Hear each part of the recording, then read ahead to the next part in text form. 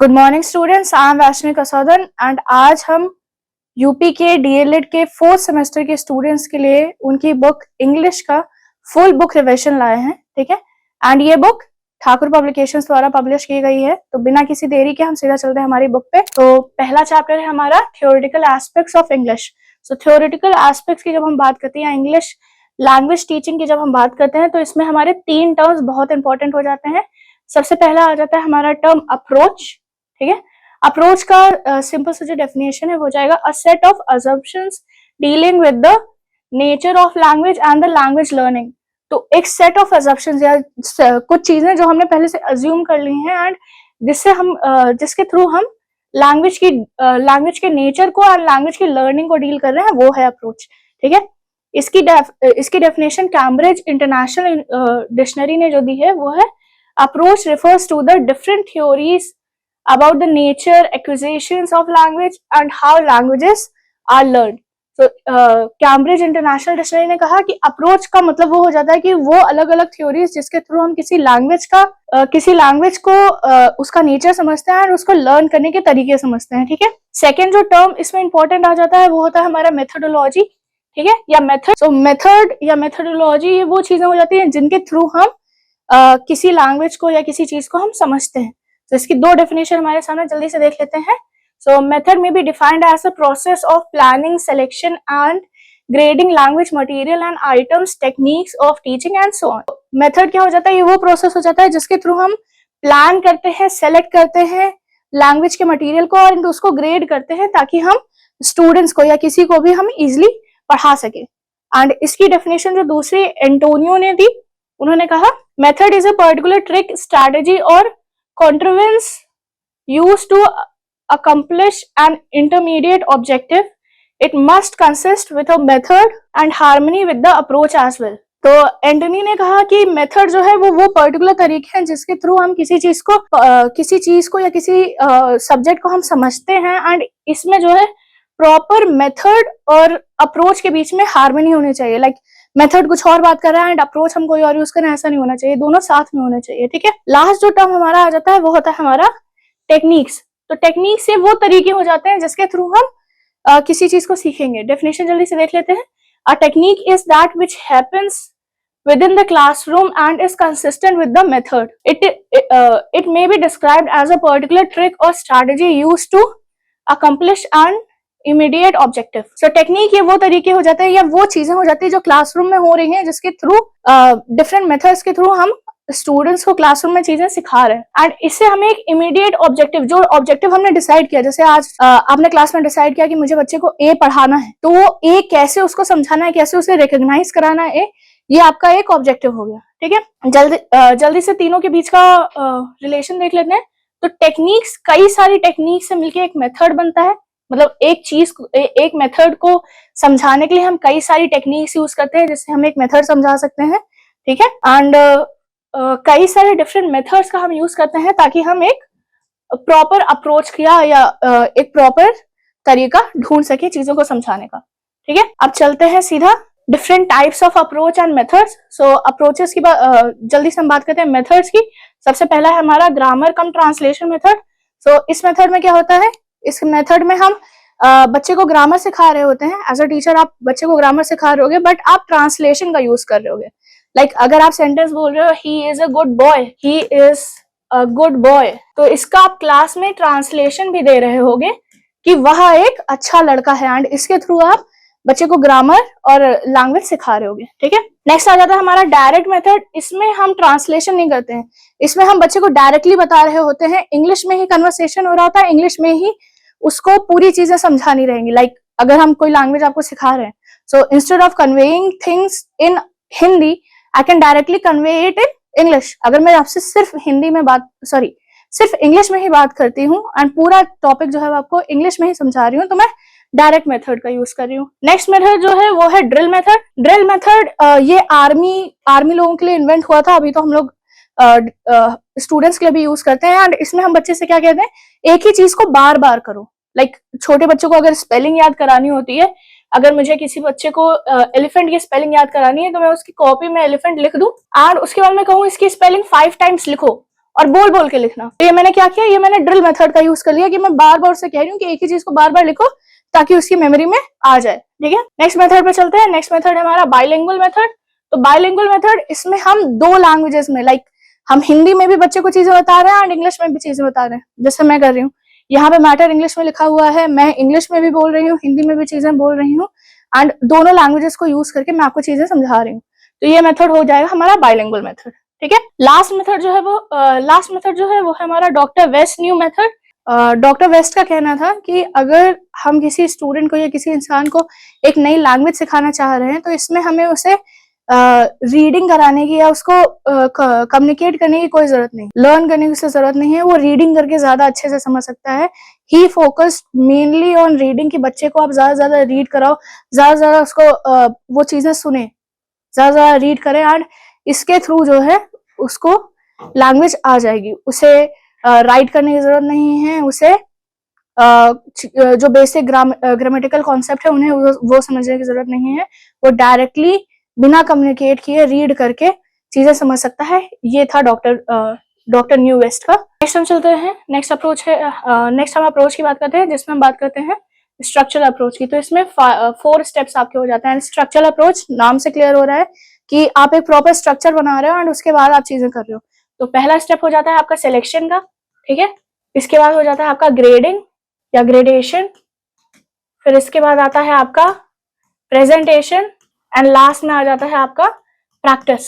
तो selection, as a teacher आप select करोगे या आपके जो एचओडीज होंगे वो सिलेक्ट करेंगे कि बच्चे को कितना या किस लिमिट तक पढ़ाना है, किस क्लास के बच्चे को कितना पढ़ाना है, ये हो जाता है सिलेक्शन में। ठीक है, ग्रेडिंग में आप डिसाइड करते हो कि जो मैंने चीजें सेलेक्ट की हैं उन्हें समझाया है, उनकी ग्रेडिंग कैसे होगी, क्या अप्रोच मुझे रखना है। ठीक है, इसके बाद आप बच्चे को प्रॉपरली प्रेजेंट करते हो कि किस तरीके जो सेलेक्ट किया था, प्रॉपर स्ट्रक्चर बन गया, ग्रेड कर दिया, अब उसको बच्चे को समझाना है। ठीक है, प्रॉपर प्रेजेंट करना है उसे कि उसे कॉन्सेप्ट जो है वो इजिली समझ में आ जाए, कॉन्सेप्ट समझ में आ जाए। फिर हम लास्ट स्टेप पे आ जाते हैं जो कि है प्रैक्टिस, जिसमें हम बच्चे को समझा रहे होते हैं, समझाने से ज्यादा हम उसको कह रहे होते हैं कि जो कॉन्सेप्ट हमने आपको दिया उस पर आप प्रैक्टिस करो। ठीक है, तो ये हो जाता है आपका स्ट्रक्चरल अप्रोच। अब हम बात करते हैं सिचुएशनल अप्रोच की। सिचुएशनल अप्रोच में हम बच्चे को एक प्रॉपर सिचुएशन दे रहे होते हैं एंड उसमें हम कहते हैं कि आप कन्वर्स करो, या जो सिचुएशन हमारे आसपास होती है हम उसके हिसाब से बच्चों को चीजें सिखाना शुरू करते हैं। नेक्स्ट अप्रोच की बात करते हैं, तो नेक्स्ट अप्रोच आता है हमारा ओरल अप्रोच। तो ओरल अप्रोच में क्या होता है, ओरल अप्रोच ये जो हम जिस तरीके से मैं आपको चीजें सिखा रही हूँ ये ओरल अप्रोच हो गया कि मैं आपको चीजें बता रही हूँ, आप चीजें शांति से सुन रहे हैं, नॉट कम्प्लीटली, बस आप एज अ टीचर आप बस चीजें बोलते जा रहे हैं बिना कुछ चीजें प्रिपेयर किए हुए, एंड बच्चा शांति से सुन रहा है। ये हो जाता है आपका ओरल अप्रोच। ठीक है, कम्युनिकेटिव अप्रोच, इसमें हम डिफरेंट कम्युनिकेटिव मेथड्स यूज कर रहे होते हैं जिसमें हम बच्चे को चीजें सिखा रहे होते हैं। ठीक है, इस पे हम अभी थोड़ी देर में प्रॉपर डिस्कशन करते हैं। कम्युनिकेशन अप्रोच डिस्कस करने से पहले हम एक बार सिचुएशनल अप्रोच के कुछ पॉइंट्स देख लेते हैं। तो सिचुएशनल अप्रोच जो है इसको हम कंसिडर करते हैं कि इसमें बहुत सारे स्ट्रक्चरल अप्रोच साथ में आ जाते हैं, एंड ये जो टर्म है कंडीशनल सिचुएशनल अप्रोच, इसे जो है हॉर्नबी ने दिया था।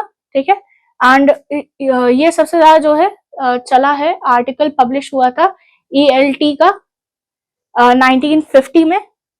इस आर्टिकल की वजह से ये सबसे ज्यादा फेमस हुआ है एंड इसके बाद से हम इसे यूज कर रहे हैं। अब इसमें क्या करते हैं, इसमें the approach suggest that any language item whether it is structure or a word should not be presented in isolation, it should be introduced and practised in a context or situation.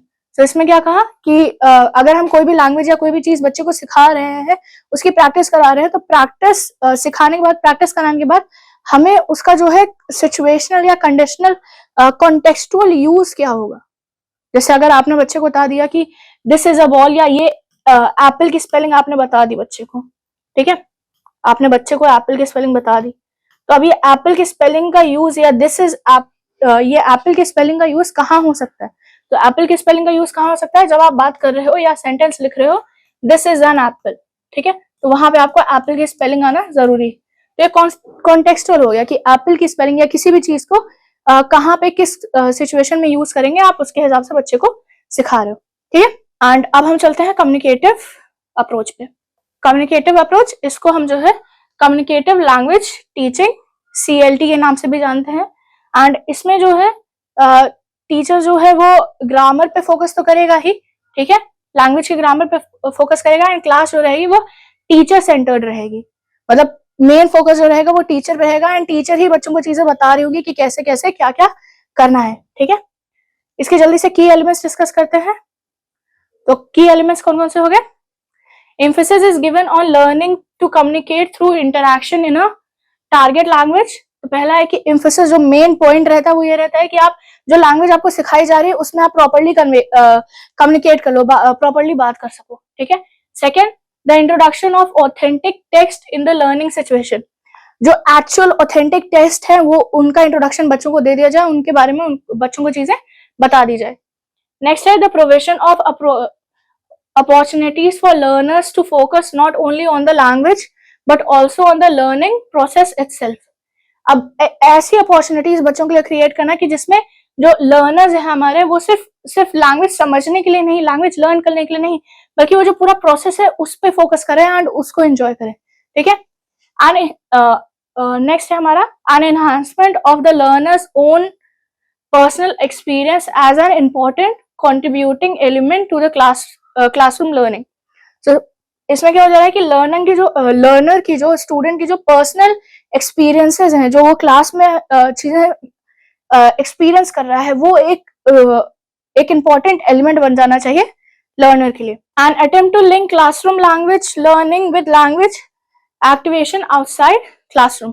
सो इस approach में हम एक ऐसा attempt कर रहे हैं जिसमें हम क्लासरूम लर्निंग जो लैंग्वेज की है, ठीक है, उसको हम इस तरीके से प्रेजेंट करें कि बच्चे वो लैंग्वेज या लर्नर वो लैंग्वेज क्लासरूम के बाहर भी यूज कर सके, ठीक है।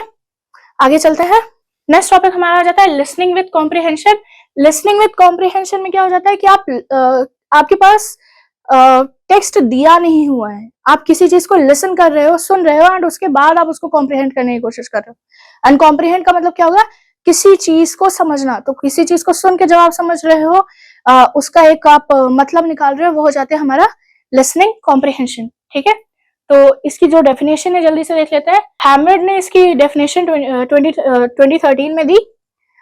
The understanding of what the listener has heard and it is his or her ability to repeat the text despite the fact that the listener may repeat the sounds without real comprehension. तो इन्होंने कहा कि listening comprehension का मतलब हो जाता है कि वो चीजें जो लिसनर ने सुनी है, उन्हें समझी है, एंड वो टेक्स्ट भले ही उसे नहीं दिया हुआ है, बट लिसनर जो है वो चीजों को रिपीट कर रहा है, भले ही वो रिपीट कर रहा है, बट वो चीजों को समझ गया है कि ऑडियो में या जो उसने सुना उसमें क्या क्या कहा गया है। नाडिग ने सेम डेफिनेशन दी 2023 में। इनकी डेफिनेशन जल्दी से देख लेते हैं। The various processes of understanding and making sense of spoken language, these involve knowing speech sounds, comprehending the meaning of individual words and understanding the syntax of the sentence. तो इन्होंने कहा कि हम जब वेरियस प्रोसेसेस का use करते हैं ताकि जो भी लैंग्वेज हमें बोली जा रही है हम उसे समझ सके, एंड इसमें क्या क्या इन्वॉल्व हो जाता है? इसमें स्पीच साउंड हमारा इन्वॉल्व होता है, किस तरीके का साउंड हम निकाल रहे थे या किस तरीके का साउंड हमने सुना, फिर उसका उस साउंड को कॉम्प्रिहेंड करना, इंडिविजुअल वर्ड की मीनिंग को कॉम्प्रिहेंड करना, एंड समझना कि सेंटेंस का जो सिंटेक्स है वो क्या था, ठीक है। आगे चलते हैं। Ways of listening with comprehension. तो सबसे पहला आ जाता है पब्लिक अनाउंसमेंट्स। पब्लिक अनाउंसमेंट्स क्या हो गई? जब आप किसी railway station, bus station, airport या मूवी टिकट थिएटर्स में जाते हैं, स्पेशली किसी रेलवे स्टेशन या एयरपोर्ट्स में जाते हैं, तो वहां पे पब्लिक अनाउंसमेंट्स हो रही होती हैं जिनको आपको सुन के एनालाइज करना पड़ता है कि आप कहाँ से आपको फ्लाइट लेनी है या कहाँ से आपको ट्रेन लेनी है या कहाँ से आपको बस लेनी है, ठीक है। यही है आपका पब्लिक अनाउंसमेंट। अब ये बच्चे को आप कैसे समझाओगे? तो सबसे फर्स्ट स्टेप आपका हो जाएगा कि आप एक ऑडियो कहीं से आप ले लीजिए, कहीं से एक पब्लिक अनाउंसमेंट का ले लीजिए, बच्चों को उसे सुनाइए, ठीक है।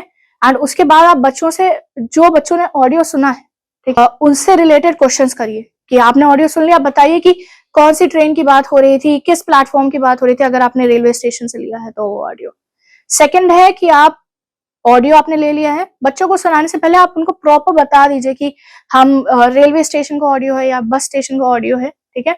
एंड इसमें आपको क्या क्या चीजों पे ध्यान देना है कि ट्रेन कब आई, किस ट्रेन की बात हो रही है, किस टाइम पीरियड की बात हो रही है, किस स्टेशन की बात हो रही है। एंड उसके बाद जब बच्चे सुन ले, बच्चों को ऑडियो सुना दीजिए, बच्चे जब वो ऑडियो सुन ले तब आप उनसे कहिए कि आप बताओ आपने अनाउंसमेंट में क्या क्या सुना है, ठीक है। एंड पब्लिक अनाउंसमेंट्स पे फोकस होना या बच्चों का ये कॉम्प्रिहेंड करना क्यों जरूरी है, क्योंकि जब भी वो किसी पब्लिक प्लेस पे जा रहे हैं जहाँ पे अनाउंसमेंट्स हो रही हैं, अगर वो पब्लिक अनाउंसमेंट्स नहीं समझ पाते हैं या मिस कर जाते हैं तो ऑब्वियसली उनकी जो व्हीकल है वो मिस हो सकती है, ठीक है। नेक्स्ट है हमारा TV news. So TV news जो है ये रेडियो की ही तरह है, बस इसमें फर्क इतना आ जाता है कि बच्चा जो है वो ऑडियो तो सुन ही रहा होगा, बच्चा ही नहीं, हम लोग भी जब टीवी न्यूज देख रहे होते हैं तो हम ऑडियो तो सुन रहे होते हैं बट ऑडियो के साथ एक पिक्चर भी चल रही होती। तो यहाँ पे हम अपनी दो सेंसेस का यूज कर रहे होते हैं, first is ear and second is eyes. So हम इन दोनों से इंफॉर्मेशन लेके उसको कॉम्प्रिहेंड करने की कोशिश कर रहे हैं। एंड इसमें इसका सबसे अच्छा, अगर आप बच्चे को समझाना चाह रहे हैं कि इस पे किस किस चीज को ध्यान देना है, आप एक छोटी सी क्लिप ले लीजिए किसी न्यूज चैनल की एंड उसके बाद उसे आप बच्चे के सामने प्रेजेंट कर दीजिए, ठीक है। क्लिप प्रेजेंट करने से पहले आप चाहें तो उनको थोड़ा सा कॉन्टेक्स्ट दे सकते हैं कि ये क्लिप किस चीज की है एंड उनको किस किस चीज पे ध्यान देना है, ठीक है। एंड उसके बाद आप क्लिप प्रेजेंट कीजिए, बच्चे क्लिप देखें एंड उसके बाद आप बच्चों से कहिए कि न्यूज में उन्होंने क्या क्या सीखा, ठीक है, क्या क्या उन्होंने सुना, क्या क्या उन्हें समझ में आया। अब इसका use as a for students क्या क्या रहेगा, तो उन्हें एक तो कॉम्प्रिहेंशन उनको समझ में आ जाएगा कि कैसे करना है, एंड सेकंड हो जाएगा कि उनकी वोकैबुलरी अच्छी होती जाएगी, क्योंकि न्यूज में जो है जो लेटेस्ट करंट वोकैबुलरीज चल रही होती है वो होती है, ठीक है। नेक्स्ट हो जाता है कि वो न्यूज सुन रहे हैं तो वो करंट अफेयर्स जो हैं उससे भी कनेक्टेड रहेंगे, ठीक है। नेक्स्ट पे चलते हैं। नेक्स्ट हमारा हो जाएगा रेडियो जो है इसमें सिंपल सा है, रेडियो चल रहा है एंड आपको सिर्फ ऑडियो सुनाई दे रहा है एंड उसके हिसाब से आप कॉम्प्रिहेंड कर रहे हो चीजें कि क्या क्या हो रहा है। अब रेडियो में ही एक इनिशिएटिव लाया गया था, that was interactive radio instruction, IRI, ठीक है। ये एक इनोवेटिव एंड इंटरएक्टिव पेडागोजी बन गई थी, पेडागोजी मेथड बन गया था, जिसमें टीचर और लर्नर के लिए क्या किया जाता था, डिफरेंट डिफरेंट एक्टिविटीज वहां पे जो स्पीकर रहता था वो बोल रहा होता था and the teacher and the learner has to perform, ठीक है। तो इसमें बच्चों को क्या क्या सुन के क्या क्या करने को मिल जाता था। So while listening to the radio, listeners actively participate in the lessons by singing, reading, writing, answering questions and solving problems in ways that assure active learning. So इस मेथोडोलॉजी के थ्रू क्या हो रहा है, जो लर्नर्स हैं उन्हें lesson सीखने को मिल रहे हैं, किससे, सिंगिंग करके या रीडिंग करके या राइटिंग करके, क्वेश्चन आंसर्स करके एंड प्रॉब्लम सॉल्व कर रहे हैं एक प्रॉपर एक्टिव लर्निंग मेथड के थ्रू, ठीक है। नेक्स्ट टॉपिक पे चलते हैं। नेक्स्ट आ जाता है हमारा स्पोर्ट्स कमेंटेटरी। सो जितने भी बच्चे होंगे मोस्टली जो है सब स्पोर्ट्स देखते होंगे, ठीक है, एंड वो कमेंटेटरी भी सुनते होंगे। एंड कमेंटेटरी में क्या होता है कि जो गेम चल रहा होता है उसी पे ही आपको कुछ ना कुछ सुनने को मिल जाता है कि बैटर ने यहाँ पे एक बहुत ही बेहतरीन सिक्स मारा है एंड सो ऑन। तो ये आप बच्चों को कैसे कर सकते हैं, अगेन आप किसी एक स्पोर्ट्स की क्लिप ले लीजिए, ठीक है, बच्चों को थोड़ा सा बैकग्राउंड दे दीजिए, कॉन्टेक्स्ट दे दीजिए कि क्या है ये, किस गेम का है, एंड जब वीडियो चल रहा होगा तब जो है आप उनसे प्रॉपर वीडियो वो पूरा देख लें एंड उसके बाद आप उनसे उस वीडियो से रिलेटेड, उस कमेंटेटरी से रिलेटेड क्वेश्चंस आप उनसे पूछ सकते हैं। इससे बच्चे को लिसनिंग कॉम्प्रिहेंशन में हेल्प हो जाएगी। ओके, नेक्स्ट टॉपिक पे चलते हैं। चलिए अब हम बात करते हैं हमारे next topic content specification, grammar के बारे में, एंड स्टार्ट करते हैं ग्रामर की डेफिनेशन से। सो माइकल स्वॉन ने ग्रामर की definition the. Grammar is the rule that shows how words are combined, arranged and changed to show different meaning। Michael sworn ने कहा कि ग्रामर वो रूल्स हो जाते हैं जिसमें हमें पता चलता है कि वर्ड्स को अलग अलग तरीके से कैसे कंबाइन करना है, कैसे उन्हें अरेंज करना है, कैसे उन्हें चेंज करना है, एंड उनके अरेंजमेंट और ये पूरा जो चेंज हम कर रहे हैं उससे कैसे उनकी मीनिंग डिफरेंट हो जाती है, ठीक है। वहीं पे चैपमैन ने कहा grammar is the study of language by specialist made in order to establish the rules and principles which underline the correct speech and writing rules and principles which are followed more or less unconsciously by the native speakers। तो इन्होंने क्या कहा, इन्होंने कहा grammar वो study है किसी language की जिसमें जो स्पेशलिस्ट होता है वो उसके प्रॉपर रूल्स को सीखता है एंड उनके रूल्स को स्टैब्लिश करता है। उन प्रिंसिपल्स से वो प्रॉपर स्पीच अपनी बनाता है, करेक्ट स्पीच बनाता है, राइटिंग करता है, ठीक है। एंड ये जो रूल्स और प्रिंसिपल्स हैं ये जो नेटिव स्पीकर्स हैं उनके लिए अनकॉन्शियसली आते हैं। अगर हमें हिंदी आती है, हिंदी हमारी नेटिव है, तो हमें हिंदी व्याकरण पे उतना फोकस नहीं करना पड़ता, हमें हिंदी ग्रामर पे उतना फोकस नहीं करना पड़ता, बट हमें हिंदी ऑटोमेटिकली आती है। वैसे हम मोस्टली जो होता है ग्रामर, इंग्लिश ग्रामर सीख रहे होते हैं, ठीक है। नेक्स्ट डेफिनेशन देख लेते हैं। एडवांस लर्नर्स डिक्शनरी ने क्या कहा? ग्रामर में be defined as rules for forming words and combining them into sentences.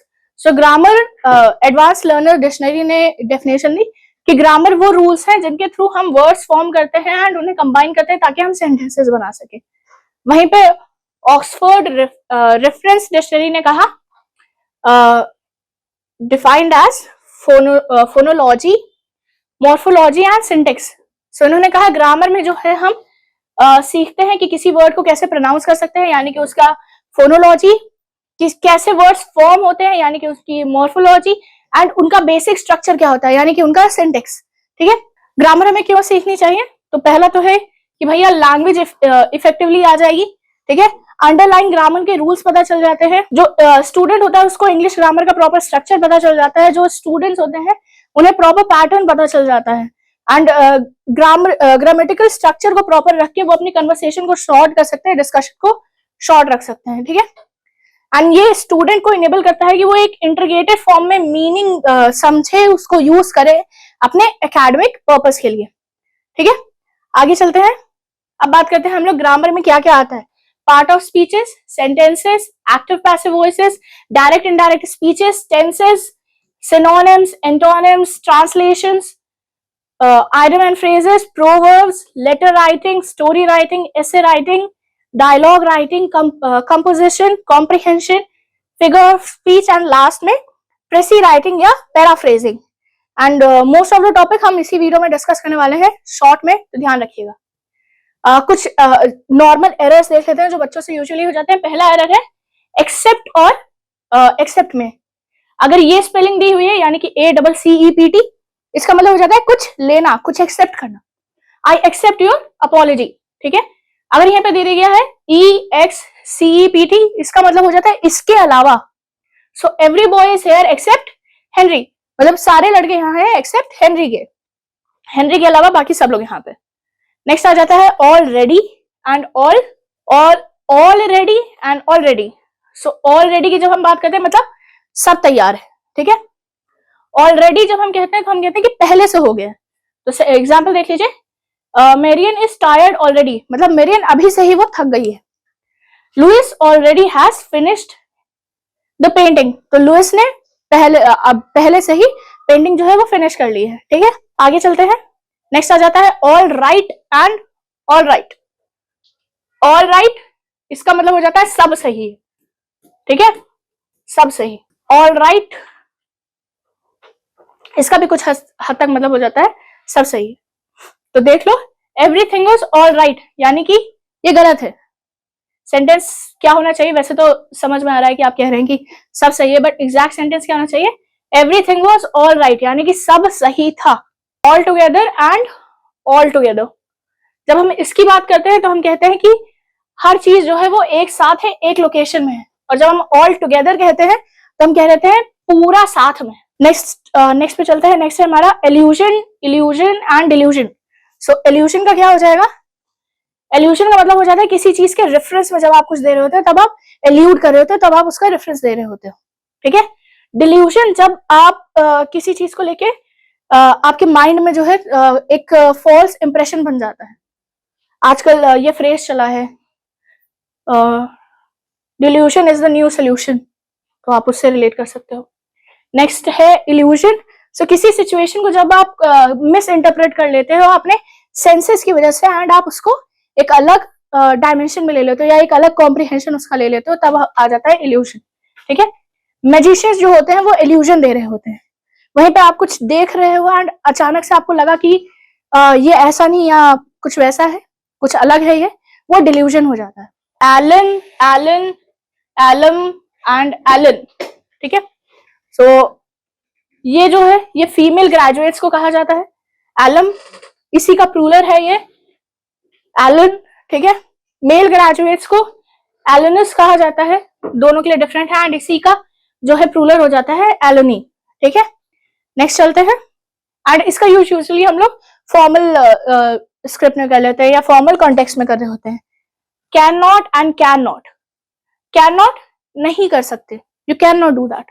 Can not तुम कर ही नहीं पाओगे। या यूजुअली जो एरर रहती है यहाँ पे हम लोग यूजुअली यहाँ पे स्पेस कर देते हैं, ये स्पेस नहीं होता, ये दोनों साथ में रहते हैं। नेक्स्ट पे चलते हैं, सर्टेन एंड श्योर। इसमें जो गड़बड़ होती है वो ये रहती है कि सर्टेन एंड श्योर जो है वो एडजेक्टिव्स है एंड इनका एडवर्ब होता है certainly and surely. And usually जो होता है कि हम एडजेक्टिव्स की जगह एडवर्ब्स यूज कर देते हैं या इसका उल्टा कर देते हैं। जैसे I sure I am tired, ये गलत सेंटेंस है, यहाँ पे आपको एडजेक्टिव एडवर्ब यूज करना था, आपने एडजेक्टिव यूज कर लिया। तो करेक्ट सेंटेंस क्या हो जाएगा, I surely I am tired, ठीक है। नेक्स्ट पे चलते हैं, father and further. Father and further दोनों में जो गड़बड़ होती है, फादर जो होता है वो जब हम बोल रहे होते हैं, हम किसी चीज की फिजिकल डिस्टेंस की बात कर रहे होते हैं। द बुक इज या the school is father from the house, तो फादर फिजिकल डिस्टेंस को शो करता है। पहले जब हम फर्दर बोल रहे होते हैं तब हम किसी ऐसी चीज की बात करते हैं जिसका हम फिजिकल मेजरमेंट निकाल ही नहीं सकते, ठीक है। हम फिजिकली बता ही नहीं सकते कि वो इतनी दूर है या बहुत ज्यादा दूर है। अब हमारा ग्रामर स्टार्ट हो रहा है, तो फोकस करते हैं। सबसे पहला टॉपिक सेंटेंसेस। तो सेंटेंसेस क्या होते हैं, sentences are a group of words arranged in a particular order to have a particular meaning. Sentences यहाँ पे देख लेते हैं। A sentence is a grammatical unit or a group of one or more words that express a individual statement and can be followed by a period, question mark और exclamatory sentence, exclamatory point। मैंने बोला कि sentence जो है वो group of words हैं जिनके through group of words हैं जो प्रॉपर्ली अरेंज्ड है एंड उनका एक मतलब बन रहा है, ठीक है। एंड यहाँ पे जो बुक आपकी बुक में जो सेंटेंस है वो है कि sentence are grammatical unit, grammar की बेसिक यूनिट है ये, एंड ये जो है प्रॉपर्ली वन या मोर देन वन वर्ड से मिलके बने हैं, जिसमें ये इंडिपेंडेंट स्टेटमेंट या इंडिपेंडेंट सेंटेंस या एक इंडिपेंडेंट स्ट्रक्चर को देते हैं, जिसमें आपका एक पर्टिकुलर मीनिंग आ रहा होगा एंड सबसे आखिर में क्या क्या आ रहा होगा, उसमें पीरियड, क्वेश्चन मार्क या एक्सक्लेमेटरी मार्क आ रहा होगा। अब बात करते हैं काइंड ऑफ सेंटेंसेस की। सो काइंड ऑफ सेंटेंसेस दो बेसिस पे है। पहला आ जाता है बेसिस ऑफ पर्पस। तो पर्पस के बेसिस पे चार डिविजन है। सबसे पहला declarative sentences. Declarative sentences full stop से एंड होते हैं एंड इसमें जो है आप नॉर्मल जो सिंपल सेंटेंसेस होते हैं उसकी बात करते हैं। जैसे the house will be built on the हिल, तो सिंपल सा सेंटेंस है, इसमें आप कुछ कर नहीं सकते। घर जो है वो हिल पे बनेगा, कुछ नहीं किया जा सकता इसमें, ठीक है। आपको एक इन्फॉर्मेशन मिल रही है, दैट्स इट। इंट्रोगेटिव सेंटेंसेस ये वो सेंटेंसेस हो जाते हैं जिनमें आप क्वेश्चन पूछ रहे होते हो, मोस्ट बेसिस पे ये क्वेश्चन मार्क के साथ एंड करते हैं। एग्जाम्पल देख लीजिए, how did you find the card, तुम्हें कार्ड कैसे मिला, क्वेश्चन नहीं है। नेक्स्ट आ जाता है हमारा एक्सक्लेमेटरी सेंटेंस। एक्सक्लेमेटरी सेंटेंसेस वो सेंटेंसेस हो जाते हैं जिसमें हम किसी तरीके की अपनी कोई फीलिंग या happiness, Joy, sadness, shock, surprise, कोई भी अगर हम एक फीलिंग अपने सेंटेंस में एक्सप्रेस कर रहे हैं एंड हम उसके मिडिल में या एंड में एक्सक्लेमेटरी मार्क यूज कर रहे हैं, तब वो सेंटेंस हो जाता है exclamatory sentence. The monster is attacking, ये एक एक्सक्लेमेटरी सेंटेंस है क्योंकि यहाँ पे इसके एंड में एक्सक्लेमेटरी मार्क लगा हुआ है। लास्ट आ जाता है हमारा इंपेरेटिव सेंटेंसेस। तो ये वो सेंटेंसेस हो जाते हैं जिसमें आप किसी को या तो कोई एडवाइस दे रहे होगे, या तो कोई कमांड दे रहे होगे, कोई रिक्वेस्ट कर रहे हो, कोई सजेशन दे रहे होगे, ठीक है। एग्जाम्पल देख लीजिए, Shirley try to open the door, try to open the other door. Sherry try to open the other door, दूसरा डोर खोलने की कोशिश करो। अब बात करते हैं स्ट्रक्चर के बेसिस पे। स्ट्रक्चर के बेसिस पे तीन डिवीजन है। सबसे पहला डिवीजन सिंपल सेंटेंसेस। सो ये वो सेंटेंसेस हो जाते हैं जिनमें हमारा एक फाइनाइट वर्ब होता है एंड एक क्लॉज होता है, एंड ये सेंटेंसेस इंडिपेंडेंट होते हैं। जैसे I have met him before, मैं उससे पहले भी मिल चुका हूँ, सिंपल सेंटेंस है, नॉर्मल सेंटेंस, ठीक है। कंपाउंड सेंटेंसेस ये वो सेंटेंसेस हो जाते हैं जिसमें हमारा एक से ज्यादा जो है इंडिपेंडेंट क्लॉज होगा एंड कंजंक्शन से वो जॉइंट होगा। कंजंक्शंस एंड बट को कहा जाता है, एंड बट, बिकॉज, ये सब हमारे कंजंक्शंस है, ठीक है। नेक्स्ट पे चलते हैं जल्दी से इसका example. I burn dinner but I didn't burn the cake, मैंने डिनर जला दिया पर मैंने केक नहीं जलाया, केक बचा हुआ है। सो नेक्स्ट आ जाता है हमारा कॉम्प्लेक्स सेंटेंसेस। तो ये वो सेंटेंसेस हो जाते हैं जिसमें हमारा इंडिपेंडेंट क्लॉज भी होता है एंड एक डिपेंडेंट क्लॉज भी होता है, ठीक। I burn the cake but I burn the dinner but not the cake. मैंने डिनर तो चला दिया पर केक अभी भी बचा हुआ है। कॉम्प्लेक्स कंपाउंड सेंटेंसेस, इसमें जो है आपका एक इंडिपेंडेंट कम से कम 2 इंडिपेंडेंट सेंटेंसेस होंगे एंड एक या उससे ज्यादा जो है डिपेंडेंट क्लॉजेस हो सकते हैं। एग्जाम्पल देख लीजिए, I went to the college and I went to market from where I bought a book. इसमें ये एक इंडिपेंडेंट है, ये एक इंडिपेंडेंट है जो बोर्ड में लिखा हुआ है, एंड ये हमारा एक डिपेंडेंट क्लॉज है। ठीक है, आगे चलते हैं। अब मैम क्लॉज कर रही हो, क्लॉज क्या है? सो क्लॉज क्या है? It is a group of words comprised at least one subject and one verb. ठीक है, ये वो ग्रुप ऑफ वर्ड्स है जो एक वर्ब और एक नाउन से मिलकर बने हुए हैं। ठीक है, एक सब्जेक्ट है और एक वर्ब है, एंड इसका थोड़ा बहुत सेंस हमारा बन रहा है। तो इसके 2 टाइप्स हो गए हमारे, independent and dependent. Independent clause वो क्लॉजेस हो जाते हैं जिनका खुद में एक सेंस बन जाता है अगर उन्हें हम सेंटेंस अलग करके भी लिख देते हैं। जैसे द डॉग बार्क्स। अब इसमें देखिए सेंटेंस की जो बेसिक रिक्वायरमेंट होती है नाउन, हमारा सब्जेक्ट होना चाहिए, नाउन होना चाहिए, वो हमारे पास है, वर्ब हमारे पास है, ये सेंटेंस कंप्लीट है खुद में। ठीक है, किसी चीज पर डिपेंडेंट नहीं है, कुत्ता भौंक रहा है, काफी है सेंटेंस। नेक्स्ट, डिपेंडेंट क्लॉज या सबऑर्डिनेट क्लॉज, तो ये वो क्लॉज हो जाते हैं जो हमारे इंडिपेंडेंट क्लॉज पर डिपेंड करते हैं कॉन्टेक्स्ट के लिए, कि ये सेंटेंस जो है किस कॉन्टेक्स्ट में बोला जा रहा है, क्यों बोला जा रहा है। ठीक है, करते हैं कमांड, रिक्वेस्ट या इंपेरेटिव सेंटेंसेस की। तो इंपेरेटिव सेंटेंस मैंने पहले ही बोल दिया, ये वो सेंटेंसेस होते हैं जिनमें हमें कमांड, रिक्वेस्ट, एडवाइस या किसी तरीके का सजेशन मिल रहा होता है। तो कुछ एग्जांपल्स जल्दी से देख लीजिए। स्टॉप टॉकिंग, आप अपने स्टूडेंट्स को यूजुअली कह देते हैं stop talking, it's an order. ठीक है, march forward, it's a command. Kindly help me, it's a request, please help me, kindly help me. Work hard, it is an advice, आप किसी को ज्यादा एफिशिएंसी से, ज्यादा अच्छे से काम करने के लिए कह सकते हो, that's it. Let us have a walk, it's a suggestion, कि चलो वॉक पे चलते हैं। ठीक है, सो इंपेरेटिव के टाइप्स क्या क्या हो गए? सबसे पहला होगा कमांड। कमांड सेंटेंसेस अगेन वो सेंटेंसेस जिनमें हमारे पास किसी तरीके का हम कमांड दे रहे हैं या सेंटेंस में किसी तरीके का हमारा कमांड देखने को मिल रहा है। तो examples, call, come in, get out, sit quietly, call him immediately. Request की बात करें तो ये वो सेंटेंसेस है जिनमें हम प्लीज, काइंडली जैसे वर्ड्स यूज कर रहे होते हैं, एंड हम जो हमारा लिसनर होता है हम उससे रिक्वेस्ट कर रहे होते हैं। तो please come in, kindly go out, kindly sit down, please call him immediately. ठीक है, सजेशन, जब हम नेक्स्ट हमारा सजेशन। सो सजेशन सेंटेंसेस वो सेंटेंसेस हो जाएंगे जिसमें हम किसी तरीके का सजेशन किसी को दे रहे हैं, तुम्हें, मेरे हिसाब से तुम्हें ये चीज करनी चाहिए, यू हैव टू या you need to, you should. ठीक है, सो एग्जाम्पल जल्दी से देख लेते हैं। You should come in, you must go out, she needs to sit quietly, you should call him immediately. Command sentences हमारे हो गए। कमांड सेंटेंसेस में अब हम जल्दी से देख लेते हैं कि डायरेक्ट इनडायरेक्ट स्पीच में कैसे चेंज होगा। तो डायरेक्ट इनडायरेक्ट स्पीच का आपको आइडिया होगा कि अभी तक जो बेसिक स्ट्रक्चर होता है कि हम कोट्स हटाते हैं एंड कोट्स के बाद हम जो हमारा रिपोर्टिंग स्पीच होता है हम उसे लिख देते हैं। ठीक है, तो अगर हम इसमें चेंज करें, इंपेरेटिव में डैट नहीं लगता, कॉमा तो हटता है, पर इंपेरेटिव में जो है टू यूजुअली लग जाता है। ये चीज आपको ध्यान रखनी रहेगी।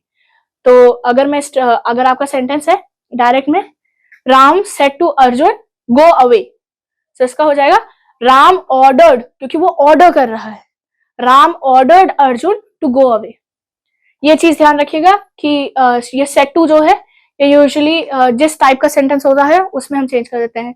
तो ऑर्डर्ड, ठीक है, कमांडेड, रिक्वेस्टेड, सजेस्टेड। ठीक है, शाउटेड अगर आपको लग रहा है कि वो चिल्ला रहा है, या येल्ड। बेसिक स्ट्रक्चर यही रहेगा कि सेड टू की जगह पे हम या तो ऑर्डर्ड कर देंगे या तो कमांडेड कर देंगे, रिक्वेस्टेड कर सकते हैं, सजेस्टेड, शाउटेड, डिपेंडिंग अपॉन कि कोट्स में क्या लिखा हुआ है। ठीक है, कोट्स में जो लिखा होगा उसके हिसाब से हम लोग चेंजेस करेंगे। तो जल्दी से देख लेते हैं। Ram said to Arjun go away, तो ये कमांड है। ठीक है, ऑर्डर तो हम सिंपल से कह सकते हैं Ram ordered Arjun to go away. ठीक है, अब हम नेक्स्ट एग्जांपल देख लेते हैं जल्दी से। Don't eat so much junk food, तो इसमें क्या हो जाएगा, वो एडवाइस कर रही है उसे सलाह दे रही है, या आप कह सकते हो उसे याद दिला रही है। तो इसका सेंटेंस क्या हो जाएगा, Jamie suggested me. Negative sentence है तो हो जाएगा not to eat so much junk food. यही स्ट्रक्चर हर जगह चलेगा। एक और जल्दी से ले लेते हैं एंड उसके बाद हम हमारे नेक्स्ट टॉपिक पे चलेंगे। The father said to the son, put the book back on the shelf when you have finished it. ठीक है, तो इसका क्या हो जाएगा? द फादर, वो उसको क्या कह रहा है? कमांड कर रहा है, तो फादर ऑर्डर्ड। ठीक है, the father ordered the son, quotes हट गए, टू आ गया, to put that book back on the shelf when, you की जगह ही हो जाएगा, ही हैव फिनिश्ड इट। ठीक है, इसी तरीके से सारे सेंटेंसेस आपके चलेंगे एंड यही जो रूल रहेगा हर जगह फॉलो होगा। आगे चलते हैं, थोड़ा सा हम लोग मॉडल वर्ब्स के बारे में बात कर लेते हैं। मॉडल वर्ब्स जो होते हैं वो जैसे हमारा can, could, may, might, will, would, ये वर्ड्स यूज होते हैं जब हम रिक्वेस्ट करना चाह रहे होते हैं, उन्हें हम मॉडल वर्ब्स कहते हैं। ठीक है, तो इनका जब पॉजिटिव स्ट्रक्चर बन रहा होता है, सिंपल सा स्ट्रक्चर होता है, हमारा सब्जेक्ट होता है पहले, फिर हमारा मॉडल वर्ब आ जाता है, फिर हमारा वर्ब आ जाता है या प्रेडिकेट आ जाता है। जैसे can I speak English, sorry I can speak English, he can speak Spanish, she can speak Spanish. ठीक है, जब हम नेगेटिव सेंटेंसेस में यूज कर रहे होते हैं तो हमारा सब्जेक्ट रहता है, मॉडल वर्ब रहता है, नॉट आ जाता है, नेगेटिव है इसलिए, एंड उसके बाद हमारा वर्ब आ जाता है। तो इसका स्ट्रक्चर क्या हो गया? You must not walk on the grass, he can not speak Arabic, we should not be late.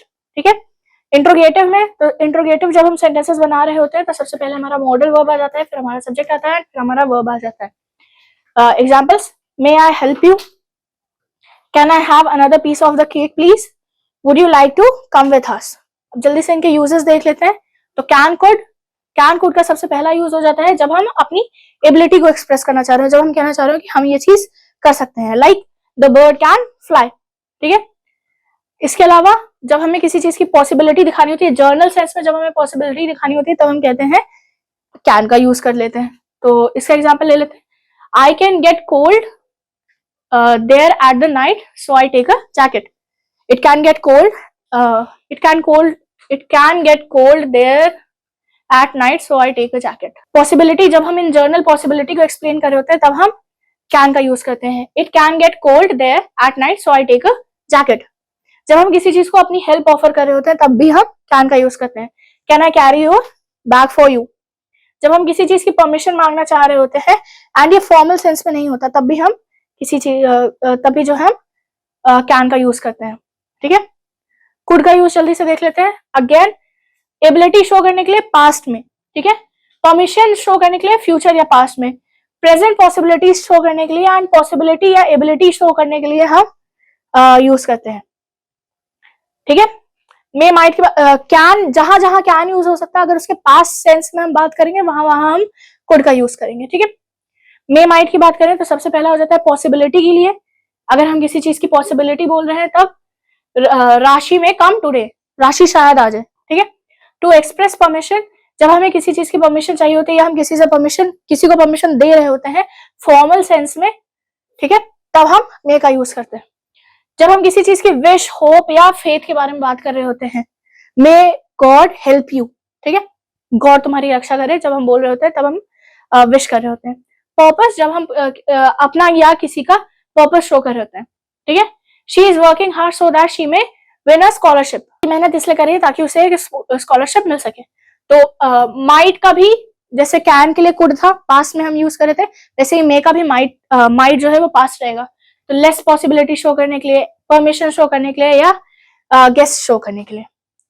ठीक है, शैल शुड की बात करें तो शैल जो है सबसे पहला आ जाता है कि future, pure future first tense में जब हम यूज कर रहे होते हैं, यानी कि वी और आई के साथ हमेशा शैल यूज करेंगे फ्यूचर में। ठीक है, इसके अलावा एडवाइस, सजेशन, रिक्वेस्ट, ऐसी जब हम चीजें दे रहे होते हैं फर्स्ट फॉर्म में तब हम यूज करते हैं शैल। ठीक है, इसके अलावा जब हम किसी को कमांड कर रहे होते हैं, किसी चीज का थ्रेट दे रहे होते हैं, वार्निंग दे रहे होते हैं, या किसी चीज को प्रॉमिस कर रहे होते हैं, या कहीं पे हम अपनी डिटर्मिनेशन शो कर रहे होते हैं, तब हम कहते हैं you shall not do it, it's a command. He shall be punished if he repeats the mistake again. तो ये थ्रेट हो गया, धमकी दे रही हूं मैं उसे कि अगर तुमने दोबारा ये चीज की तो तुम्हें सजा मिलेगी। शुड का भी शैल का जो यूज होता है वही चीज शुड का होता है, थोड़ा सा पास्ट टेंस में जाता है। तो कुछ एक्स्ट्रा देख लेते हैं जो शुड के अलग होता है। पहला आ जाएगा कि आप ड्यूटी या ऑब्लिगेशन या एडवाइसबिलिटी या डिजायरेबिलिटी शो करने के लिए शुड का यूज करते हैं, ठीक है। इसके अलावा जब आप किसी चीज का पर्पस शो करना चाह रहे होते हो लेस्ट के साथ, ठीक है, लेस्ट अगर आप कहीं पे यूज कर रहे हैं एंड उसके बाद आप पर्पस शो करना चाह रहे हो तब आप शुड यूज करोगे। Work hard लेस्ट you should fail, मेहनत करो वरना तुम फेल हो जाओगे। विल वुड, तो विल का आप जल्दी से देख लीजिए। विल जो है एक तो pure future form future tense में यूज होता है, सेकेंड या थर्ड पर्सन के लिए, ठीक है। You will die of hunger. Next हो जाता है कि अगर मैं अपनी विलिंगनेस शो कर रही हूँ, इंटेंशन शो कर रही हूँ, प्रॉमिस शो कर रही हूँ, किसी चीज का डिटर्मिनेशन शो कर रही हूँ फर्स्ट या आई या वी के लिए, यानी कि फर्स्ट पर्सन पे तब होता है। आई विल, वी विल, ये वी विल कर लेते हैं, दे विल, ठीक है। आगे चलते हैं। तो किसी चीज का अगर कोई कैरेक्टरिस्टिक फीचर बन चुका है या कोई हैबिट बन चुकी है उसके लिए भी हम विल यूज करते हैं, किसी चीज के अजम्पशन के लिए, इन्विटेशन के लिए, रिक्वेस्ट के लिए या इंसिडेंट्स के लिए। वुड का यूज जो विल का यूज होता है वही चीज वुड का होता है, कुछ एक्स्ट्रा हो जाते हैं। पहला हो जाता है हैबिट, जब किसी चीज की कोई हैबिट हो जाती है, किसी की कोई हैबिट रहती है तब हम वुड यूज कर रहे होते हैं। इसके अलावा एक पोलाइट रिक्वेस्ट जब हम देना कह रहे होते हैं, ठीक है, बहुत प्यार से किसी को कुछ पूछना चाह रहे होते हैं तब हम वुड का यूज करते हैं, ठीक है। जब हम किसी चीज की विश कर रहे होते हैं या किसी चीज पे अपना प्रेफरेंस दे रहे होते हैं तब हम करते हैं। इसके अलावा जब हम कोई इमेजिनरी कंडीशन लगा रहे होते हैं तब हम विल का यूज कर रहे होते हैं, वुड का यूज कर रहे होते हैं। अब हम बात करते हैं ट्रांसफॉर्मेशन की, कि अगर हमें रिक्वेस्ट सेंटेंसेस को कमांड सेंटेंसेस में कन्वर्ट करना हो तो कैसे करेंगे। तो जल्दी से देख लेते हैं। रिक्वेस्ट वर्ड जो है, रिक्वेस्ट अगर हम कर रहे हैं किसी सेंटेंस में, ठीक है, तो उसका स्ट्रक्चर क्या होगा। सबसे पहले हमारा रिक्वेस्ट वर्ड आ जाएगा, प्लीज, काइंडली, ऐसे वर्ड्स आ जाएंगे। फिर हमारा मेन वर्ब आ जाएगा एंड हमारा ऑब्जेक्ट आ जाएगा। वहीं पे जब हम कोई कमांड दे रहे हैं तो उसमें आ जाएगा हमारा मेन वर्ब और ऑब्जेक्ट। एग्जाम्पल देख लीजिए, please do not litre the classroom, do not litre the classroom, एक डायरेक्ट सेंटेंस दे दिया, ठीक है। नेक्स्ट देखते हैं, अगर हम इसी का उल्टा करना चाह रहे हैं, यानी कि कमांड दिया हुआ है, कमांड सेंटेंसेस दिए हुए हैं, हमें रिक्वेस्ट सेंटेंसेस में कन्वर्ट करना चाह रहे हैं तो कैसे होगा। फिर से वही चीज, कमांड सेंटेंसेस में जो है हमारा वर्ब दिया हुआ था, यहाँ पे दिया है do not make a noise, हमें बस क्या करना है, रिक्वेस्ट के लिए आगे प्लीज लगा देना है। हमने प्लीज लगा दिया, please do not make a noise, ठीक है। आगे चलते हैं। तो स्ट्रक्चर तो यही रहा। नेक्स्ट ट्रांसफॉर्मेशन आ जाता है कमांड सेंटेंसेस को या रिक्वेस्ट सेंटेंसेस को अगर हमें सजेशन में कन्वर्ट करना हो तो कमांड सेंटेंसेस का तो हमें पता था, मेन वर्ब और ऑब्जेक्ट। रिक्वेस्ट का हमें पता है, काइंडली या प्लीज या काइंडली लगा के मेन वर्ब और ऑब्जेक्ट। वहीं पे अगर हम सजेशन दे रहे हैं तो हमारा सब्जेक्ट आएगा, शुड, मस्ट और टू, इन तीनों में से कोई एक, मेन वर्ब आ जाएगा और ऑब्जेक्ट। ये हमारा बेसिक स्ट्रक्चर रहेगा। Example, consult a legal adviser, ठीक है, ये कमांड है तो इसका रिक्वेस्ट क्या बन गया, please consult a legal adviser. इन दोनों का रिक्वेस्ट क्या बन गया, सॉरी सजेशन क्या बन गया, you should consult a legal adviser. अगर ट्रांसफॉर्मेशन जो है सजेशन को अगर हमें उल्टा करना है तो बस स्ट्रक्चर पे फोकस रखना है कि सजेशन का जो स्ट्रक्चर था वो कुछ इस तरीके का था, कमांड का कुछ इस तरीके का था एंड रिक्वेस्ट का कुछ इस तरीके का था।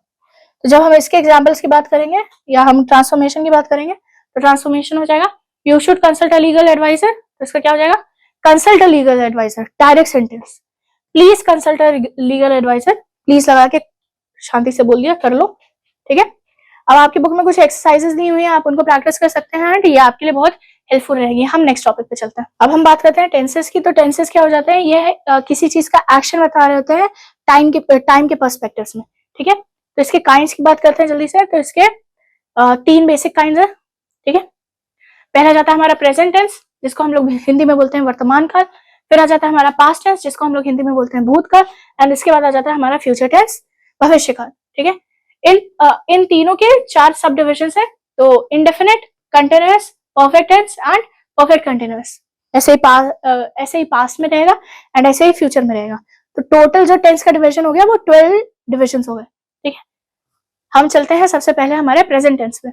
तो प्रेजेंट टेंस जो है वो किसी चीज का हमारा एक्शन बता रहा होगा जो हम डेली बेसिस पे करते हैं, या हैबिचुअल एक्शन है या कोई यूनिवर्सल ट्रूथ है।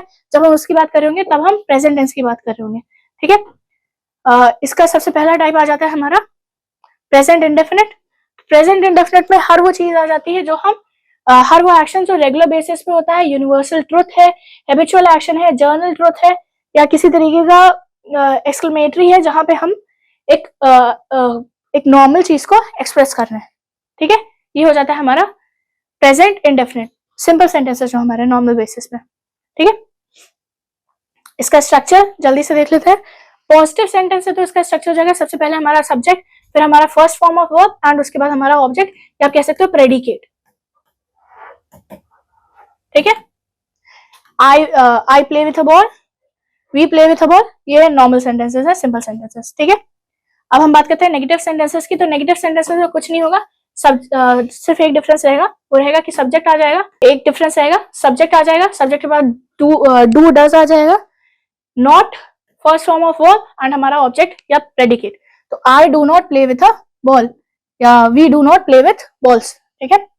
इंट्रोगेटिव सेंटेंसेस, क्वेश्चन पूछा जा रहा है तो इसका स्ट्रक्चर क्या होगा, सबसे पहले डू डज आ जाएगा, फिर हमारा सब्जेक्ट आ जाएगा, फर्स्ट फॉर्म ऑफ वर्ब, हमारा ऑब्जेक्ट, एंड एंड में एक क्वेश्चन मार्क। डू डज का याद रखिएगा, डू जो है वो प्लूरल्स के लिए यूज होता है, एंड आई यू के साथ यूज होता है, ठीक है। डज जो है वो सिंगुलर्स के साथ यूज होता है। इंट्रोगेटिव सेंटेंसेस हो गए। इंट्रोगेटिव में हमारे टू टाइप से सेंटेंसेस होते हैं, एक तो यस नो होता है जिसमें हम डू डज यूज कर लेते हैं, दूसरा होता है हमारा WH वर्ड। तो WH वर्ड का स्ट्रक्चर क्या होगा, सबसे पहले हमारा कोई भी WH वर्ड आ जाएगा, उसके बाद डू डज, फिर सब्जेक्ट, फिर फर्स्ट फॉर्म ऑफ वर्ब, फिर हमारा object. Example, why does he speak in English, ठीक है। प्रेजेंट कंटिन्यूअस की, सो प्रेजेंट कंटिन्यूअस, प्रेजेंट जो अभी हो रहा है, कंटिन्यूअस जो प्रेजेंट में चल रहा है, मतलब प्रेजेंट में वो एक्शन अगर हो रहा है तो वो प्रेजेंट कंटिन्यूअस में है। शी इज सिंगिंग, मतलब वो अभी करंट में गाना गा रही, ठीक है। स्ट्रक्चर पे चलते हैं जल्दी से इसके। पॉजिटिव का स्ट्रक्चर क्या हो जाएगा, सब्जेक्ट आ जाएगा, फिर हमारा auxiliary verb, usually is am are रहेगा, प्रेजेंट है तो इज एम आर ही चलेगा, verb plus ING form, and हमारा object, I am playing hockey, ठीक है। इसका नेगेटिव सेंटेंस अगर बना रहे हैं तो सब्जेक्ट ऑक्सिलरी वर्ब यानी कि इज एम आर, उसके साथ not, verb ING form, and हमारा object, I am not playing hockey, ठीक है। इंट्रोगेटिव, इंट्रोगेटिव में फिर से दो बनेंगे, पहला तो यस नो क्वेश्चन वाला बनेगा, एंड दूसरा बनेगा WH वर्ड। तो यस नो वाला कैसा बनेगा, is am are auxiliary verb आ जाएंगे सबसे आगे, इज एम आर, फिर हमारा subject not, helping verb, verb plus ING and object. ये नॉट इज नॉट कंपलसरी, अगर नॉट में मतलब क्वेश्चन में नेगेटिव है, जैसे कि ये he is not playing football, वो फुटबॉल नहीं खेल रहा है, is he not playing football, क्या वो फुटबॉल नहीं खेल रहा है। वहीं पे अगर आप देख लेते हैं सेकंड सेंटेंस जो है हमारा ये, he is sitting, is he sitting, तो इज ही सिटिंग का क्या हो जाएगा, क्या वो बैठा हुआ है, तो इसमें हमने नॉट नहीं यूज किया है क्योंकि ये एक पॉजिटिव सेंटेंस है, ठीक है। और अब बात करते हैं WH वर्ड वाले सेंटेंसेस की। तो WH वर्ड, सबसे पहले तो हमारा WH वर्ड आ जाएगा, फिर हमारे auxiliary sentence, auxiliary verbs, is am are, subject, verb ING form, and object. तो why are you doing, what are you doing, या why are you not doing your homework, ठीक है। अब हम सीधा चलते हैं प्रेजेंट परफेक्ट पे। प्रेजेंट परफेक्ट ये वो टाइम का फ्रेम हो जाता है जिसमें जो चीजें हैं वो जस्ट अभी खत्म हुई, ठीक है। एग्जाम्पल देख लो, he has just gone out, मतलब वो अभी अभी बाहर गया है, ठीक है। प्रेजेंट में ही जब वो खत्म हो जाए चीजें, सेंटेंस बोलने से पहले चीजें जब जस्ट खत्म हुई हो, तब हम बात करते हैं, तब हम प्रेजेंट परफेक्ट यूज कर रहे होते हैं। स्ट्रक्चर देख लीजिए, अगर पॉजिटिव सेंटेंस है तो subject has have, third form of verb, has have के साथ हमेशा थर्ड फॉर्म ऑफ वर्ब रहेगा, याद रखिएगा, कोई मिस्टेक नहीं होगी, कुछ नहीं होगा, हमेशा थर्ड फॉर्म, और साथ में हमारा object. Example, I have studied for exam. Negative sentence, so बस नॉट लग जाता है इसमें, सब्जेक्ट हैज हैव, साथ में not, and third form of verb और object, I have not eaten at the restaurant in a long time, ठीक है। इंट्रोगेटिव, अगेन इसमें भी हमारे दो स्ट्रक्चर्स हैं, जल्दी से देख लेते हैं। एक तो हमारा यस नो क्वेश्चन यानी कि हैज हैव, इसमें भी दो है, पॉजिटिव नेगेटिव। तो पॉजिटिव नेगेटिव, पॉजिटिव की बात करते हैं, हैव आ गया, उसके बाद हमारा सब्जेक्ट आ गया, थर्ड फॉर्म ऑफ वर्ब आ गया, ऑब्जेक्ट आ गया। इसमें क्या आया, इसमें हमारा नेगेटिव की बात करेंगे तो हैज हैव रहेगा, हैज हैव के बाद नॉट आ जाएगा, सब्जेक्ट आ जाएगा, थर्ड फॉर्म ऑफ वर्ब और ऑब्जेक्ट आ जाएगा। एग्जाम्पल दोनों की जल्दी से देख लेते हैं। Have you bought a new car, has she not written the letter, ठीक है। आगे चलते हैं, इंट्रोगेटिव सेंटेंस WH वर्ड्स की बात करते हैं। तो WH वर्ड सबसे पहले आ जाएगा, फिर हैज हैव, फिर वर्ब का थर्ड फॉर्म एंड ऑब्जेक्ट। तो स्ट्रक्चर क्या हो गया, when have I ever lied to you. ठीक है, अब हम चलते हैं प्रेजेंट परफेक्ट कंटिन्यूअस पे। सो प्रेजेंट परफेक्ट कंटिन्यूअस वो चीजें जो जस्ट अभी खत्म हुई या हो रही हैं। चलो जल्दी से देखते हैं। She has been sleeping for 5 hours, वो पिछले 5 घंटे से सो रही है। ठीक है, 5 घंटे से सो रही है और अभी भी सो रही है। ठीक है, जल्दी से इसके स्ट्रक्चर पे चलते हैं। तो पॉजिटिव सेंटेंस का स्ट्रक्चर क्या हो जाएगा, subject has have, present perfect continuous है, परफेक्ट है इसलिए हैज हैव लग जाएगा। ठीक है, कंटिन्यूअसली इसलिए आईएनजी लग जाएगा। इन दोनों को कनेक्ट करने के लिए बीच में बीन हमेशा लगा रहेगा, BEEN। उसके बाद हमारा object for, since, time, objective, time और ऑब्जेक्ट। ठीक है, एग्जाम्पल देख लीजिए, Ram has been waiting for you all day. ठीक है, नेगेटिव सेंटेंस की बात करते हैं तो नेगेटिव सेंटेंस में हमारा सब कुछ सेम रहेगा, बस नॉट ऐड हो जाएगा। तो क्या रहेगा, सबसे पहले हमारा subject has have, not, been, ING, verb का ING form, object for, since, time and object. Example देखिए, they have not been watching movie since afternoon. जल्दी से इसका इंट्रोगेटिव देख लेते हैं। अगेन दो बन रहे हैं, हैज हैव और WH। तो has have, subject, been, verb का आईएनजी फॉर्म, ऑब्जेक्ट। अच्छा, यहाँ पे नेगेटिव होगा तो यहाँ पे आपका नॉट भी लग जाएगा। ठीक है, फॉर, सिंस, टाइम, ऑब्जेक्ट सब कुछ सेम ही रह रहा है, थोड़ा बहुत आगे पीछे होगा, बाकी सब कुछ सेम ही रहेगा। एग्जाम्पल देख लेते हैं, has he been looking for you, looking at you for a while. क्या वो तुम्हें काफी देर से देख रहा है। WH वर्ड का अगर मैं देखते हैं स्ट्रक्चर, तो WH वर्ड लगेगा हमारा, हैज आ जाएगा, subject, been, ING form and since for, और साथ में हमारा ऑब्जेक्ट। ठीक है,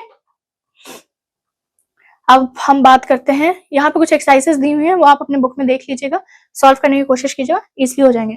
पास्ट टेंस वो चीजें जो हमारे पास्ट में हो चुकी हैं, भूतकाल में हो चुकी हैं, एंड इसमें हम यूजुअली डी या ईडी लगा देते हैं वर्ब के एंड में। ठीक है, तो पहला है हमारा प्रेजेंट पास्ट इंडेफिनिट।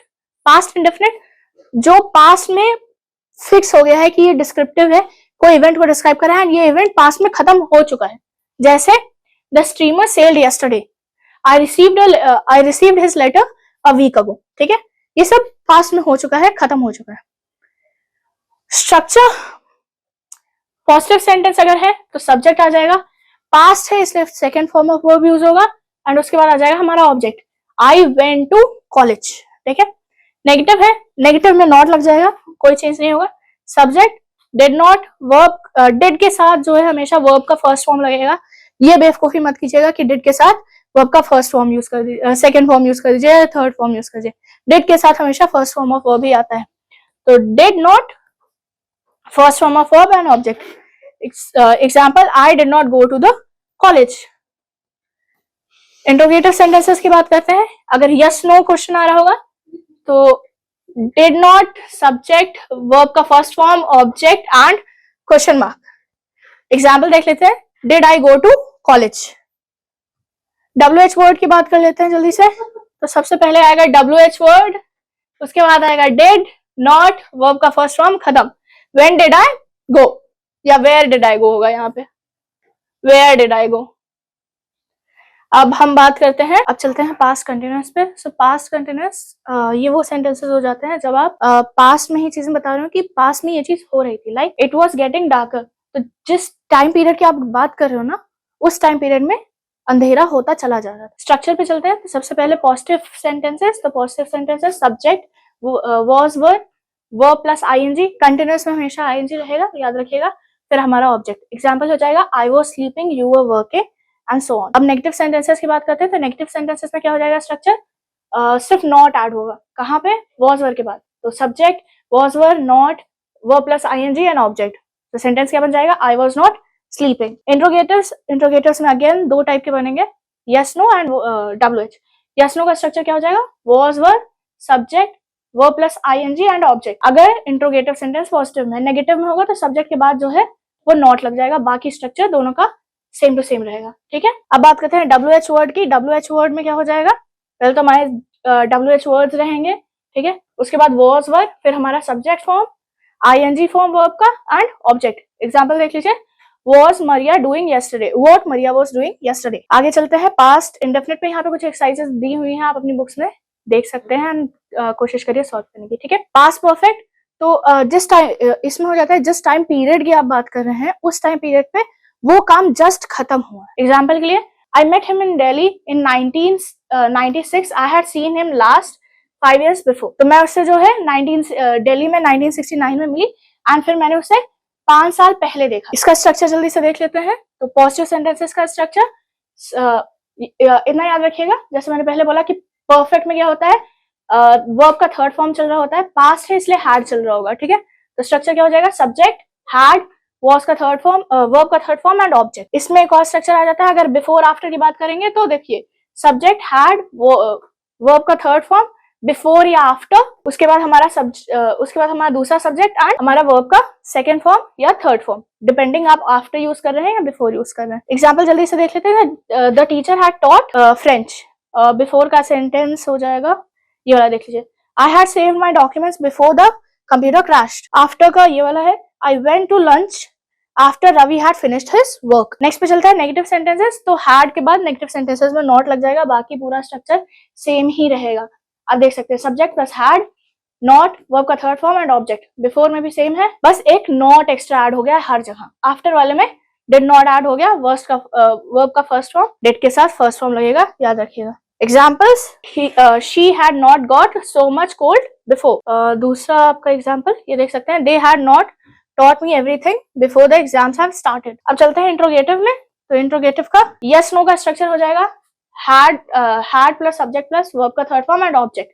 नेगेटिव हो रहा है तो सब्जेक्ट के बाद वो नॉट लग जाएगा। अगर बिफोर आ रहा है तो हैड, वर्ब का third form, before subject and verb का सेकंड फॉर्म।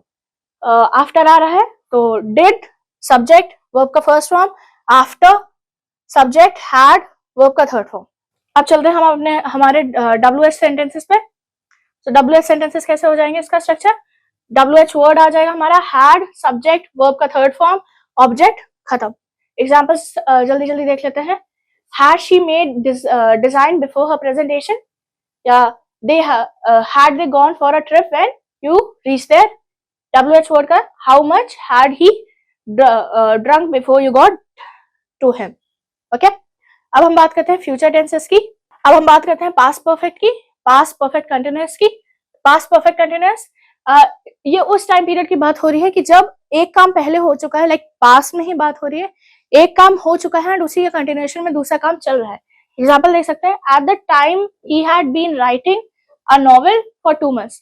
जिस समय की बात हो रही है उस टाइम पे वो एक नॉवेल राइट कर रहा था, ठीक है, उस टाइम फ्रेम में वो कर रहा था।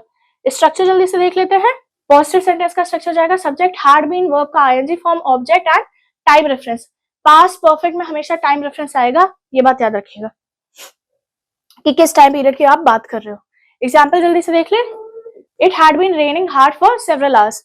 नेगेटिव सेंटेंसेस की बात करें तो सब्जेक्ट हैड के बाद नॉट लग गया, बीन, वर्ब का ING form, object, time frame, ठीक है। Example, he had not been doing their work since. Interrogative sentences की बात करें तो पहला यस नो टाइप सेंटेंसेस, तो पॉजिटिव हो जाएगा, हैड, सब्जेक्ट, बीन, वर्ब का ING form, object and time frame. Negative में नॉट लग जाएगा, बाकी पूरा स्ट्रक्चर सेम टू सेम रहेगा। Example, had you been eating noodles since an our, या had not they been living there since 2 years। WH word का structure कैसा हो जाएगा, WH वर्ड क्वेश्चन का स्ट्रक्चर जाएगा कुछ इस तरीके से। सबसे पहले WH वर्ड आ जाएंगे, हैड, सब्जेक्ट, बीन, वर्ब का ING form, object. Time frame हम टाइम रेफरेंस जो है यूजुअली हम इसमें से हटा देते हैं। तो क्वेश्चन बन जाएगा, why had he been behaving so rudely with you, ठीक। अब हम चलते हैं सीधा फ्यूचर टेंसेस पे। तो फ्यूचर टेंसेस वो सेंटेंसेस जो फ्यूचर की बात कर रहे हो, जिसमें हमें फ्यूचर के बारे में पता चले। तो सबसे पहले इंडेफिनिट, तो सिंपल सेंटेंसेस या normal structure, normal descriptive sentences जिसमें हम फ्यूचर की बात कर रहे हो, जैसे I think it will snow tomorrow, या आई विल कॉल यू। तो एक सिंपल सेंटेंस है, मैं तुम्हें कॉल करूंगा, कल ही करोगे या कभी भी करूंगा जब मैं फ्री रहूंगा, ठीक है। स्ट्रक्चर को देख लेते हैं। सबसे पहला हमारा इन्फिनेटिव का स्ट्रक्चर हो जाएगा कुछ इस तरीके से, पॉजिटिव सेंटेंसेस का। सब्जेक्ट फ्यूचर है तो विल शैल लगेगा, एंड विल शैल का रूल मैं आपको पहले ही बता चुकी हूँ। वर्ब का first form object and full stop. Negative sentences will शैल के बाद नॉट लग जाएगा, बाकी पूरा सेंटेंस सेम रहेगा। ठीक है, दोनों के एग्जांपल जल्दी से देख लेते हैं। पॉजिटिव का आई हैव, पॉजिटिव का आई शैल कम विथ यू, और नेगेटिव का हो जाएगा you will not come with अस। ठीक है, अब चलते हैं इंट्रोगेटिव्स पे। सो इंट्रोगेटिव्स का कुछ इस तरीके से स्ट्रक्चर हो जाएगा, विल शैल सब्जेक्ट वर्ब का फर्स्ट फॉर्म ऑब्जेक्ट। ठीक है, पॉजिटिव इंट्रोगेशन कुछ इस तरीके से होगा। Negative interrogation will shall not subject verb का first form object and question mark. WH word की जब हम बात करेंगे तो WH वर्ड क्वेश्चन सेंटेंसेस में, क्वेश्चन टाइप सेंटेंसेस में WH वर्ड आ जाएंगे, विल शैल आ जाएगा सब्जेक्ट का फर्स्ट फॉर्म, सब्जेक्ट वर्ब का first form and object, and आखिर में क्वेश्चन मार्क। एग्जांपल्स एक WH का कुछ इस तरीके से एग्जांपल हो जाएगा, when will he give you an answer. अब चलते हैं सीधा फ्यूचर कंटिन्यूअस। कंटिन्यूअस है, प्रोग्रेसिव रहेगा, मतलब फ्यूचर के सेंस में ही बात होगी, बट वो कंटिन्यूएशन में रहेगा। आप इसको इस तरीके से समझ सकते हो, I shall be expecting your reply, मतलब जब मैं वहां होंगी तब मैं एक्सपेक्ट करूंगी तुम अपना रिप्लाई दोगे। या ही विल बी प्लेइंग, या I shall be watching TV on Sunday, Sunday को आने वाले जो संडे उसमें मैं टीवी देखूंगी। सब्जेक्ट वर्ब का विल शैल बी आएगा। कंटिन्यूअस में आप याद रखिएगा बी जरूर आएगा, अगर हम फ्यूचर कंटिन्यूअस की बात कर रहे हैं तो हर जगह रहेगा ये। ठीक, वर्ब का फर्स्ट फॉर्म ing और ऑब्जेक्ट। एग्जाम्पल देख सकते हैं, he will be coming here. Negative sentences की बात करें, सब्जेक्ट विल शैल, नेगेटिव है तो नॉट लग जाएगा, बी वर्ब का ing form object and question mark. ठीक है, एग्जाम्पल देख लीजिए, he will not be working there. अब चलते हैं सीधा स्ट्रक्चर पे। तो सबसे पहले पॉजिटिव सेंटेंसेस है structure, subject will shall, continuous में हमेशा बी आएगा तो इस बात का आप ध्यान रखिएगा, वर्ब का ing फॉर्म ऑब्जेक्ट, तो he will be coming here. ठीक है, नेगेटिव सेंटेंसेस बस नॉट लग जाएगा, हमारा जो मॉडल वर्ब है या हेल्पिंग वर्ब है उसके बाद, तो subject will shall not be verb का ing फॉर्म एंड ऑब्जेक्ट, तो सेंटेंस क्या बन जाएगा, he will not be working there. ठीक है, अब हम बात करते हैं क्वेश्चन आंसर्स की या इंट्रोगेटिव सेंटेंसेस की। तो यस नो टाइप के questions, will shall subject be verb का ing form object and question mark. Negative sentences not लग जाएगा सब्जेक्ट के बाद, स्ट्रक्चर हो जाएगा will shall subject not be verb का ing form and object, and में क्वेश्चन मार्क रहेगा क्योंकि सेंटेंसेस इंट्रोगेटिव है। Example, will you be helping the poor. WH word का स्ट्रक्चर देख लेते हैं, तो सिंपल सा WH word will, WH word के साथ हमेशा विल लगेगा, बहुत रेयर कंडीशन होती है जहां शैल लगता है, विल ही रहेगा मोस्टली। सब्जेक्ट वर्ब का ing form and object. Example, where will he be staying when he is in Panama. अब हम बात करते हैं परफेक्ट की, फ्यूचर परफेक्ट की। तो फ्यूचर परफेक्ट ये उस टाइम फ्रेम की बात हो जाती है जब जो चीजें होने वाली है, कंप्लीट होने वाली है, वो फ्यूचर में ही कंप्लीट होंगी। ठीक है, so I shall have finished the novel by tomorrow, मैं कल तक जो है नॉवेल खत्म कर चुकी होंगी। Positive sentences, subject will shall have, perfect है तो हैव के साथ वर्ब का थर्ड फॉर्म चलेगा हमेशा, ऑब्जेक्ट। तो एग्जांपल देख लेते हैं, he will have completed his project by Saturday. ठीक है, नेगेटिव का विल शैल के बाद बस नॉट लग जाएगा, तो देख लो, subject will shall not have verb का third form and object. Example, he will have not reached his home. Interrogative sentences पे चलते हैं। तो पॉजिटिव का structure, will shall subject have verb का third form object and question mark. Negative का subject के बाद नॉट रहेगा, will shall subject not have verb का थर्ड फॉर्म एंड ऑब्जेक्ट। ठीक है, WH वर्ड की जब बात करेंगे तो WH वर्ड का स्ट्रक्चर, सबसे पहले WH वर्ड रहेंगे, फिर will shall subject have verb का third form and object. Examples, will they have not helped his friend, या will she have gone to America। यहाँ पे देख लेते हैं WH का, when will I have finished writing this book। अब चलते हैं फ्यूचर परफेक्ट कंटिन्यूअस में। फ्यूचर परफेक्ट कंटिन्यूअस वो चीजें जो फ्यूचर में मतलब इसमें दो एक्शन साथ में हो रहे हैं, फ्यूचर में वो कंप्लीट होने के कगार पे भी होगी एंड वो इन जनरल चल रही होगी, पूरी तरीके से कंप्लीट भी नहीं होगी। फॉर एग्जाम्पल आप देख सकते हो, I shall have been playing hockey since evening, मैं इवनिंग से जो है वो हॉकी खेल रहा हूँगा। सेंटेंस फ्रेमिंग का स्ट्रक्चर देख लेते हैं। Positive sentences, subject will shall, have been, have रहेगा क्योंकि परफेक्ट है, बीन रहेगा क्योंकि परफेक्ट कंटिन्यूअस है, वर्ब का फर्स्ट वर्ब का ING form, object for since आप स्पेसिफाई करोगे कब से कर रहे हो, इसमें हमेशा फॉर सिंस और टाइम रेफरेंस रहेगा, तो याद रखिएगा। नेगेटिव सेंटेंसेस की जब हम ओके एग्जांपल देख लेते हैं पॉजिटिव सेंटेंसेस का। They will have been sleeping since 10 PM। Negative sentences की बात करें तो इनका स्ट्रक्चर सब्जेक्ट विल शैल, बस विल शैल के बाद एक नोट लग जाएगा, बाकी पूरा स्ट्रक्चर जो है वो पॉजिटिव सेंटेंसेस वाला ही रहेगा। एग्जांपल देख लेते हैं। He will not have been working in this factory for 6 months। अब चलते हैं इंट्रोगेटिव सेंटेंसेस पे। पहले तो yes no type, will shall, subject वो हैव बीन, वर्ब का ING form, object for since and time remaining. Negative अगर इसी का नेगेटिव बनेगा तो बस विल शैल के बाद नॉट लग जाएगा, बाकी पूरा स्ट्रक्चर पॉजिटिव वाला ही रहेगा। एग्जाम्पल देख लेते हैं। Will she have been studying in the new college since December। WH word पे चलते हैं। WH वर्ड का स्ट्रक्चर, सबसे पहले तो WH वर्ड आ गया, फिर will, subject have been, verb का फर्स्ट फॉर्म, वर्ब का ING form, object for since and remaining time या टाइम रेफरेंस। ठीक है, तो इस तरीके से आपका पूरा जो सब अब हम बात करते हैं हमारे नेक्स्ट टॉपिक की, ग्रामर का ही टॉपिक है प्रेपोजिशन। सो प्रेपोजिशन क्या होते हैं? ये वो वर्ड्स होते हैं जो किसी नाउन के आगे लग के उसकी पोजीशन के बारे में बताते हैं। प्रेपोजिशन आप इसी से रख सकते हो कि वर्ड में पोजीशन आ रहा है, वो वर्ड जो नाउन या प्रोनाउन के पोजीशन के बारे में बताए, उनके किसी रिलेशन के बारे में बताए, उसको हम कह देते हैं प्रेपोजिशंस। डेफिनेशन जल्दी से देख लेते हैं। A preposition is a word which comes before a noun और a pronoun to tell its relation with another pronoun और अ नाउन। तो वो वर्ड्स जो एक नाउन या प्रोनाउन के पीछे आगे लग रहे हैं एंड वो एक दूसरे नाउन या प्रोनाउन के बीच में उन दोनों का रिलेशन बता रहे हैं, वो हो जाता है मेरे प्रोनाउंस। ठीक है, सीधा चलते हैं इनके टाइप्स पे। तो कितने टाइप्स के हैं ये 3 टाइप्स के हैं। पहला आ जाता है हमारा simple pronoun, simple preposition. Simple preposition वो वर्ड्स जो 1 या 2 1 वर्ड्स के हैं, बहुत बेसिक वर्ड्स के हैं, जैसे इन, ऑन, फॉर, एट, फ्रॉम, ये सब। ठीक है, कंपाउंड प्रीपोजिशंस की बात करते हैं। ये वो वर्ड्स हैं जिनके बाद यूजुअली हमारा एक प्रीफिक्स लग जाता है या एक रेफरेंस जा रहा होता है, जैसे कि about, above, across, along and so on. ठीक है, फ्रेजल प्रीपोजिशन की जब हम बात करते हैं तो इसमें यूजुअली जो है 2-3 प्रीपोजिशंस या प्रीपोजिशन और एक वर्ब साथ में आ रहा होता है, जैसे along with, away from, because of. So देखिए बिकॉज भी आ रहा है, ऑफ भी आ रहा है। बिकॉज तो भैया एक कंजक्शन था जहां तक हमें याद है। अवे जो है ये एक वर्ब था, तो वर्ब के साथ हम लोगों ने फ्रॉम लगा दिया, इसी वजह से ये एक फ्रेजल प्रीपोजिशन या फ्रेज प्रीपोजिशन बन गया है। ठीक है, आगे चलते हैं। अब हम बात करते हैं तो सबसे पहले आ जाता है हमारा बिटवीन और अमंग। बिटवीन और अमंग दो चीजों के बीच में, 2 या 2 से ज्यादा चीजों की। अगर बिटवीन की हम बात कर रहे हैं तो बिटवीन में जो है हम सिर्फ 2 चीजों का डिस्टिंक्शन या 2 चीजों का रिलेशन दिखाने के लिए हम बिटवीन का इस्तेमाल करते हैं। अमंग की बात करेंगे जो 2 से ज्यादा लोग या 2 से ज्यादा जब चीजें आ रही होंगी तब हम अमंग यूज करेंगे। एग्जाम्पल जल्दी से, distribute this books between Ram and Shyam. Ram और श्याम के बीच में ये दोनों बुक्स डिस्ट्रीब्यूट कर दो। 2 लोग थे इसलिए हम लोग ने बिटवीन लगाया।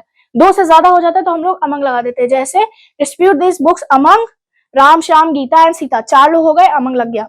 ठीक है, इन एट की बात करते हैं। इन एट, इन तब हम यूज करते हैं जब किसी हम बड़े एरिया की बात कर रहे होते हैं ये, और जो इंसान है वो उस चीज के अंदर है। ठीक है, एट की हम बात तब करते हैं जब वो एक स्मॉल एरिया पे है या एक पर्टिकुलर एरिया पे है या किसी के टाइम रेफरेंस पे बात कर रहे होते हैं। ठीक है, आगे चलते हैं।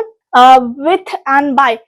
विथ का यूज हम तब करते हैं जब हम रिलेशन दे रहे होते हैं नॉन लिविंग थिंग्स के बीच में, एंड बाय का हम यूज करते हैं जब हम किसी लिविंग थिंग की बात कर रहे हैं, लिविंग एजेंट की बात कर रहे होते हैं। ठीक है, इनटू और ऑनटू के डिफरेंस की बात करें तो इनटू हमें बताता है कि इन बताता है कि जो चीज है वो स्टैटिक पोजीशन पे है और लिविंग थिंग है। ठीक है, अंदर है, स्टैटिक है और लिविंग है। इनटू की जब हम बात करते हैं तो वो डायनामिक सिचुएशन में है, चेंज होती रह रही है। इंसान भी हो सकता है, लिविंग थिंग भी हो सकता है, एंड वो बाहर से अंदर या अंदर से बाहर जा रहा होगा। यूजुअली बाहर से अंदर जब आ रहा होगा तब हम करेंगे इनटू। अब हम बात करते हैं ऑफ और फ्रॉम की। सो ऑफ हम लोग तब यूज करते हैं जब हमारा जो मटेरियल है वो अनचेंजेबल होता है सिचुएशन के अकॉर्डिंग। फ्रॉम की हम बात तब करते हैं जब हमारा जो ऑब्जेक्ट है हमारा, यानी कि नाउन प्रोनाउन जो भी है, वो सिचुएशन के अकॉर्डिंग चेंज होता जा रहा है तब। नेक्स्ट पे चलते हैं। नेक्स्ट आ जाता है हमारा अबव एंड ओवर।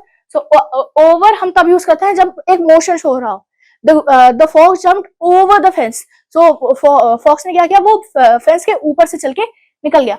ओवर जब वो ऊपर ही है, एंड एक सेकंड डिफरेंस, ओवर जो है वो थोड़ा सा डिस्टेंस की बात करता है, एंड अबव जो है वो हायर डिस्टेंस की बात करता है। लाइक आप अगर किसी चीज के ऊपर जंप कर रहे हो, किसी के क्रॉस जंप कर रहे हो, तो वो ओवर हो जाएगा क्योंकि डिस्टेंस कम रहेगा। कोई चीज बहुत ऊपर से आपके सर के ऊपर से निकल रही है, जैसे एरोप्लेन या कुछ और, हेलीकॉप्टर, तो वो अबव के सेंस में आ जाएगा। ठीक है। Beside and besides. So beside का मतलब हो जाता है कि भाई बगल में है। ठीक है। बिसाइड्स का मतलब सिर्फ एस का डिफरेंस आ रहा है, इसका मतलब हो जाता है एडिशन टू, यानी कि आगे आप ऐड कर रहे हो। इसके अलावा ये भी एक पॉइंट है, तब हम बिसाइड्स का यूज करते हैं। Till and until. टिल जो है वो शॉर्ट पीरियड के लिए होता है, अनटिल एक लॉन्ग पीरियड के लिए होता है। टिल उसे इस समय तक काम किया, अनटिल जब तक वो कर रहा है तब तक वो काम चलेगा। Under, beneath and below. Under ये एक वर्टिकल बिलो की बात कर रहा है। लाइक यहाँ पे हमारा ऑब्जेक्ट है, सेकंड ऑब्जेक्ट हमारा यहाँ पे है, तब हम कहेंगे बिलो। ठीक है। वहीं पे बीनीथ वो थोड़े से ज्यादा डिस्टेंस नहीं है, वो जस्ट टच कर रहा है। ठीक है। एंड बिलो जब वो बहुत नीचे है उसके। On and by. So on हम तब यूज करते हैं जब हम किसी डेट या डे की बात कर रहे होते हैं। ठीक है। बाय हम यूजुअली करंट टाइम, जो लेटेस्ट टाइम होता है या लेटेस्ट टाइम फ्रेम है, लाइक जरूरी नहीं कि पीएम की ही हो, संडे या कोई पर्टिकुलर डे भी हो सकता है, तब हम बाय यूज करते हैं। For since. सो फॉर जब हम यूज करते हैं तो हम एक टाइम पीरियड की बात करते हैं जिसमें हम परफेक्ट कंटिन्यूअस टेंस यूज कर रहे होते हैं। ठीक है। एंड सिंस जब हम बोल रहे थे तो हम एक पॉइंट ऑफ टाइम की बात कर रहे थे। पीरियड ऑफ टाइम और पॉइंट ऑफ टाइम में डिफरेंस समझ लीजिए। पीरियड ऑफ टाइम ये एक मतलब पूरा लंबा टाइम होगा, लाइक 2 साल, 10 साल, 15 साल, एक लंबा पूरा टाइम होगा। पॉइंट ऑफ टाइम एक पर्टिकुलर ईयर की बात हो रही होगी। ठीक है। जैसे यहाँ पे दिया है सिंस 1947। अब हम चलते हैं सीधा हमारे कंजंक्शंस पे। एक्सरसाइजेस आप देख लीजिएगा, आपकी बुक में है, प्रैक्टिस कीजिएगा, आपके लिए इजी पड़ेगा। कंजंक्शंस की जब हम बात करते हैं, ठीक है, तो कंजंक्शंस ये वो वर्ड्स हो जाते हैं जो दो सेंटेंसेस को हो सकता है वो इंडिपेंडेंट हो, सबऑर्डिनेटिंग हो, बट दो सेंटेंसेस को हम एक वर्ड से जब हम कनेक्ट कर रहे होते हैं तब हम बोलते हैं कि भैया हमने कंजंक्शन यूज किया है। ठीक है। इनके दो टाइप्स है, जल्दी से हम देख लेते हैं। कोऑर्डिनेटिंग वो हो जाते हैं कि दोनों जो सेंटेंसेस हैं वो इक्वल हैं, एंड अगर हम उनको अलग करेंगे तो दोनों की प्लेसिंग जो रहेगी वो इक्वल बेसिस पर रहेगी। इसके एग्जांपल हो जाते हैं एंड और बट। ठीक है। बोथ एंड, नीदर और and so on.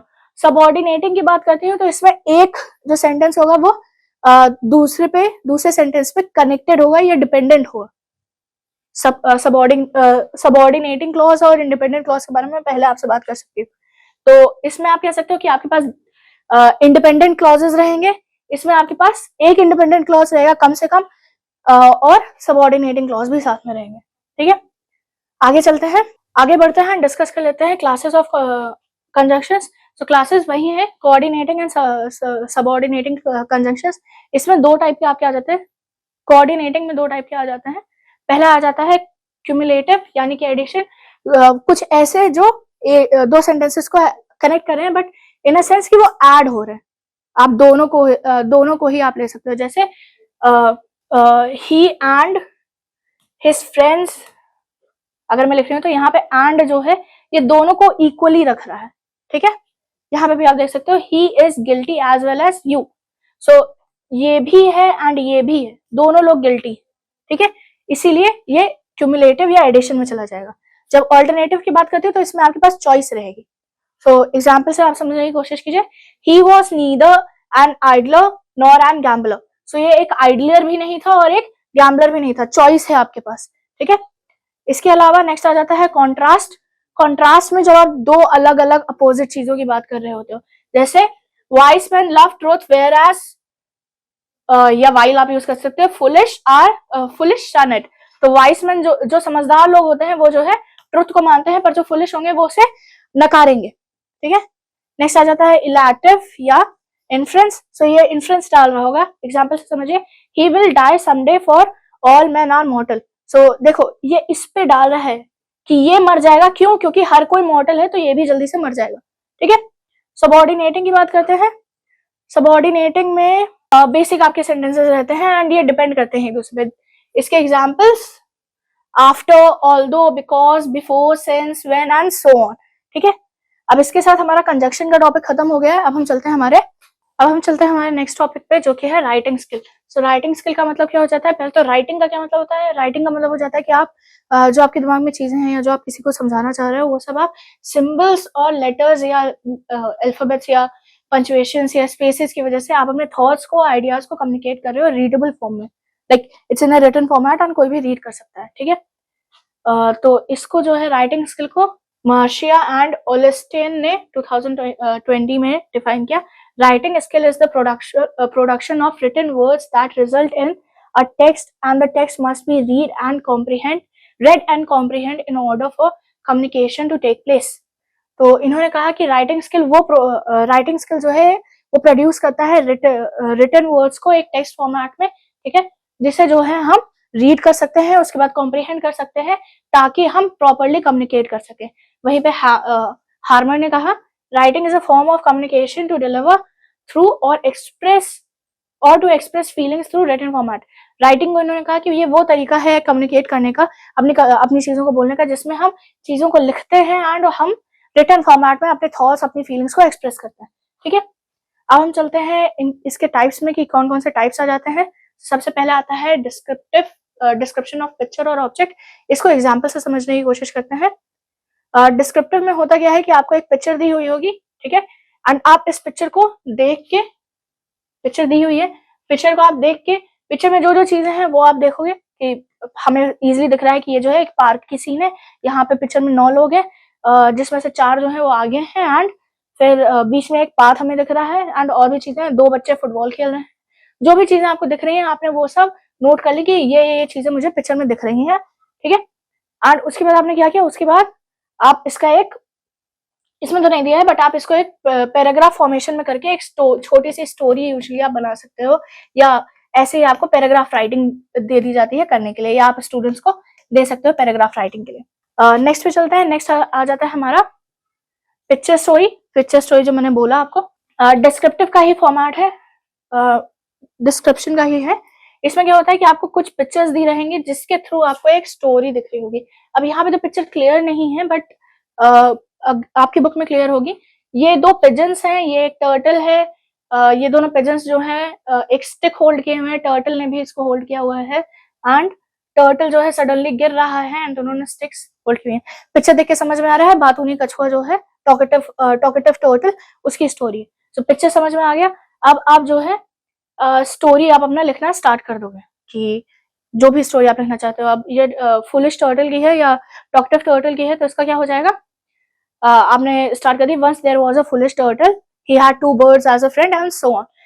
Picture story में एक चीज आप ध्यान रखिएगा कि आप उसका जहां पे आपकी स्टोरी शुरू कर रहे हो, just to be on the safer side, ठीक है। एंड ये बात अपने स्टूडेंट्स को बता सकते हो कि भाई students just to be on the safer side, जो भी आप स्टोरी लिख रहे हो उसका एक टाइटल भी देने की कोशिश किया करो, थोड़ी सी जो आपकी स्टोरी है उसको अट्रैक्टिव बना देता है। बाकी यहाँ पे आपको कुछ दी हुई हैं एक्सरसाइजेस, वो आप देख सकते हो। कंपोजिशन की बात करते हैं तो इंग्लिश में कंपोजिशन का मतलब हो जाता है कि आप खुद से चीजें लिख रहे हो प्रॉपरली स्ट्रक्चर वाइज, ठीक है। इसकी डेफिनेशन भाटिया ने दी, composition is the expression of child's thought, his own idea, feelings, observation. It includes both the process and the product of composition। तो उन्होंने कहा कंपोजिशन जो है, भाटिया ने कहा कंपोजिशन जो है वो एक चाइल्ड का तरीका है कि वो उससे अपने थॉट्स, इमोशंस और व्यूज को, आइडियाज को एक्सप्लेन कर सकता है, अपने ऑब्जर्वेशन को एक्सप्लेन कर सकता है, लिख सकता है। एंड इसमें वो क्या क्या चीजें मेंशन करेगा, इसमें वो अपने पूरे प्रोसेस के बारे में बताएगा एंड साथ में जो हमारा रिजल्ट आया उसका रिजल्ट आया कंपोज करके, ठीक है। टाइप्स की बात करें तो टाइप्स हो जाते हैं, मेन 2 टाइप्स है, ओरल एंड रिटन। ओरल में क्या हो जाता है, ओरल में जो है आपको एक टॉपिक दे दिया गया, आपने उस पर बोलना शुरू कर, आपको एक टॉपिक दिया गया, आपने उस पर थोड़ा सा सोचा एंड आपने बोलना शुरू कर दिया, या कुछ ऐसा हो जाता है हमारा ओरल का, ठीक है। वहीं पर जब हम बात करते हैं रिटन की, तो कुछ टॉपिक्स आपको सर्टन दिए रहेंगे एंड आपको उस पर लिखना रहेगा। रिटन के आपके 3 टाइप्स हो जाता है, कंट्रोल्ड कंपोजिशन, इसमें आ जाता है आपका paragraph writing, letter writing, story writing and short composition. Control में टीचर बता रही होती है, टॉपिक दे रही होती है, एक प्रॉपर स्ट्रक्चर बच्चों को बता देता है कि अच्छा ठीक है मुझे ये लिखना है, ठीक है। टीचर पूरी तरीके से उन्हें स्टेप बाय स्टेप बता रही होती है चीजें, ठीक है। गाइडेड गाइडेड जो है ये यूजुअली पिक्चर्स और क्लूज की टीचर सिर्फ हेल्प करती है बच्चों को कि अच्छा ठीक है ये है, उन्होंने टॉपिक दे दिया, उसके बाद उन्होंने हल्का हल्का बच्चों को क्लूज दे दिए, लाइक पिक्चर उनको दिखा दी, उनसे क्वेश्चंस पूछ लिए या छोटे मोटे और क्लूज दे दिए, 2-3 सेंटेंसेस उनको बना के दिखा दिए कि आप इस तरीके से फ्रेम कर सकते हो। बाकी पूरा जो कंपोजिशन होगा वो बच्चा खुद से कर रहा होगा। फ्री कंपोजिशन, इसमें टीचर को बस टीचर को जो है वो सर्वेलेंस पे रहना रहता है, उसको बच्चों को बस देखना रहता है। फ्री राइटिंग जो है वो यूजुअली बच्चे खुद से कर रहे होते हैं, एंड इसमें जो है सेल्फ क्रिटिसिज्म, एंजाइटी और बाकी सब चीजों के बारे में बच्चे खुद से लिख सकते हैं, जिससे उनकी जो चीजें हैं, ये जो ब्लॉकेजेस हैं, ये सब हट जाए। एग्जाम्पल देख लीजिए, शॉर्ट कंपोजिशन का एग्जाम्पल कुछ इस तरीके से दिया है कि हेडिंग दे दी गई, अ composition of safe earth, and आप स्टूडेंट ने जो है या आपने जो है 1-2 पैराग्राफ में सेफ अर्थ के बारे में जो भी आपको आ रहा था आपने लिख दिया, ठीक है। बाकी और एग्जांपल्स दिए हुए हैं आपकी बुक में, आप देख सकते हो। पिक्चर कंपोजिशन की जब हम बात करते हैं, ये पिक्चर डिस्क्रिप्शन और पिक्चर स्टोरी की तरह है कि आपको एक पिक्चर दी हुई है, आपको थोड़ा सा मे बी हेडिंग, यहाँ पे तो हेडिंग दी हुई है, यूजुअली हेडिंग भी नहीं दी रही थी, सिर्फ पिक्चर दिया रहता है, ठीक है। एंड फिर आपको पिक्चर पे जो है पूरी प्रॉपर एक स्टोरी या 2-3 पैराग्राफ्स डिपेंडिंग जो भी आपको लेंथ बताई जाएगी उस लेंथ के हिसाब से आपको लिखना रहेगा। एक्सरसाइजेस दी हुई हैं, आप देख सकते हैं। एक और, this is a method of control composition की है। How to make a paper, बच्चों को आपने क्लूज दे दिया, क्लूज इस तरीके से वर्ड फॉर्मेशन में दिए जा सकते हैं, एंड उसके बाद आपने बच्चों को पैराग्राफ दे दिया, ठीक है।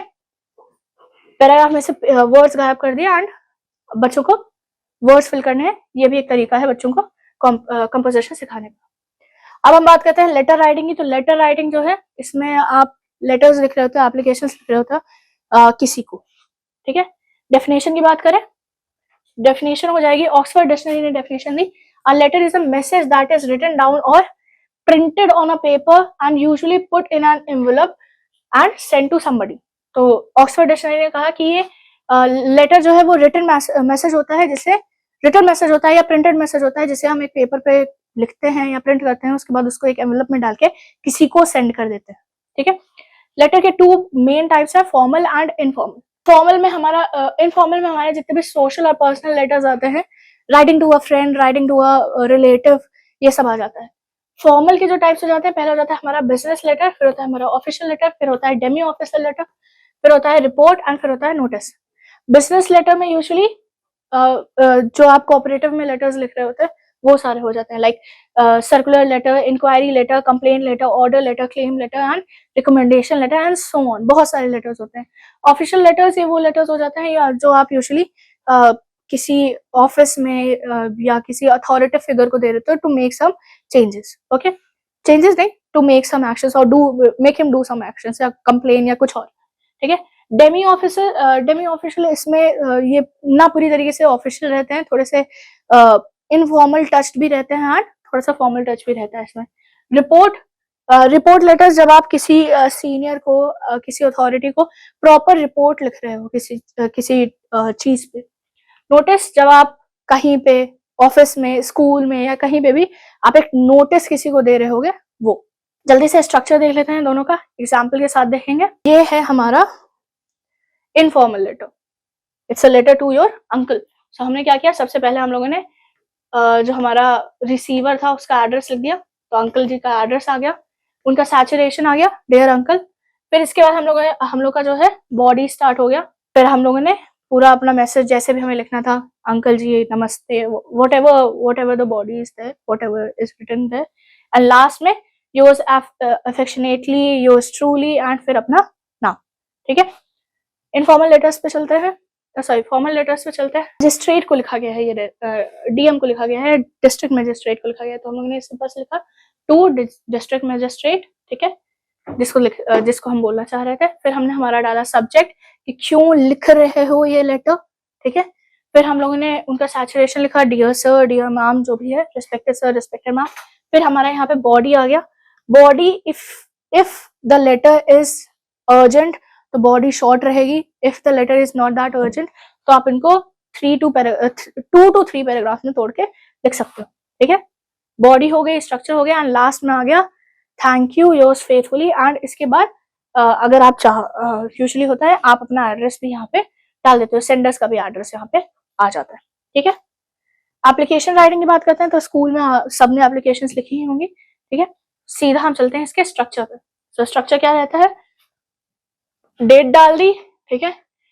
किसको एप्लीकेशन लिख रहे हो, लाइक यहाँ पे तो एचआर को लिखा जा रहा है, एचआर हो गई, एबीसी कंपनी होगा, कंपनी का एड्रेस हो गया। फिर आपने डाला डियर सर, यहाँ पे भी सब्जेक्ट आता है, एप्लीकेशन में भी आप सब्जेक्ट लिख सकते हो। डियर सर, जो भी सैचुरेशन सर मैम, फिर बॉडी आ गई, ठीक है। Make it short, make it to the point, ज्यादा लंबा खींचने की जरूरत नहीं है, 1 या 2 पैराग्राफ, 3 पैराग्राफ, ज्यादा से ज्यादा हो रहा है तो 3 पैराग्राफ, वरना 2 पैराग्राफ में आप रैप करो। योर्स ट्रूली, योर्स फेथफुली, फिर आपका नाम एंड आपका एड्रेस, ठीक है। लेटर ऑफ कंप्लेंट की अगर हम बात करते हैं तो लेटर ऑफ कंप्लेंट का स्ट्रक्चर कुछ इस तरीके से रहेगा, सेम ही रहेगा, बस यहाँ पे आप जो आपके कंप्लेनिंग के पॉइंट्स है वो आप ध्यान से पुट करोगे, मतलब सारे लेटर जो है उनका स्ट्रक्चर सेम रहेगा, बस बॉडी में डिफरेंस रहेगा, वो आप अपनी बुक में प्रॉपरली देख सकते हो। सेम चीज यहाँ पे भी है, देख लीजिए। प्रिंसिपल से आप परमिशन ले रहे हो तो टू द प्रिंसिपल, स्कूल का नाम, डेट, सर, सैचुरेशन का हो गया, फिर आपने अपनी बॉडी लिखी, जो भी आपको मैटर लिखना था आपने वो लिखा, ठीक है, लेटर का मैटर, एंड उसके बाद योर्स ट्रूली, अगर आप चाहो तो यहाँ पे आप अपना क्लास मेंशन कर सकते हो, अपनी डिटेल्स मेंशन कर सकते हो। फिर सेम चीज यहाँ पे भी है, रिक्वेस्ट में भी है कि आपका सिर्फ बॉडी चेंज हुआ है, बाकी पूरा स्ट्रक्चर सेम टू सेम रहा है, ठीक है। अब हम चलते हैं नेक्स्ट टॉपिक पे, जो कि है फिलिंग अप फॉर्म्स। सो फॉर्म्स क्या होते हैं, ये आप कह सकते हो एक वाइट मैटर, वाइट एक पेपर पे आपको डिटेल्स फिल करनी होती है अपनी, ठीक है। सो इसमें यूजुअली आपकी हेडिंग दी रहती है एंड उसके बाद आपसे चीजें पूछी जा रही होती है।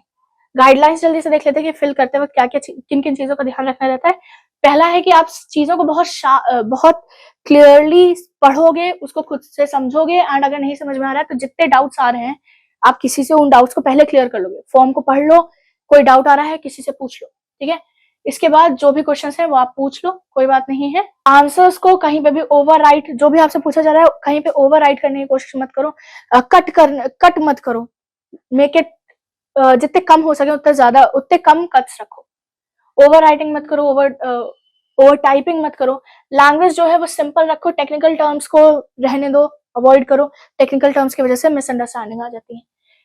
स्पेसेस जो है वो एड्रेसेस में जो प्रॉपर स्पेसेस होती है उतनी रखो, ज्यादा स्पेसेस रखने की जरूरत नहीं है। इंफॉर्मेशन को रेलेवेंट रखो, फालतू की चीजें नहीं ऐड करनी है, जो पूछा गया सिर्फ उतना बताओ। सब हेड्स, बॉक्सेस, अगर इंफॉर्मेशन थोड़ी ज्यादा लंबी जा रही है, पैराग्राफ फॉर्मेशन में जा रही है, नहीं तो उसको पॉइंट्स में कर दो, शॉर्ट में कर दो, ठीक है।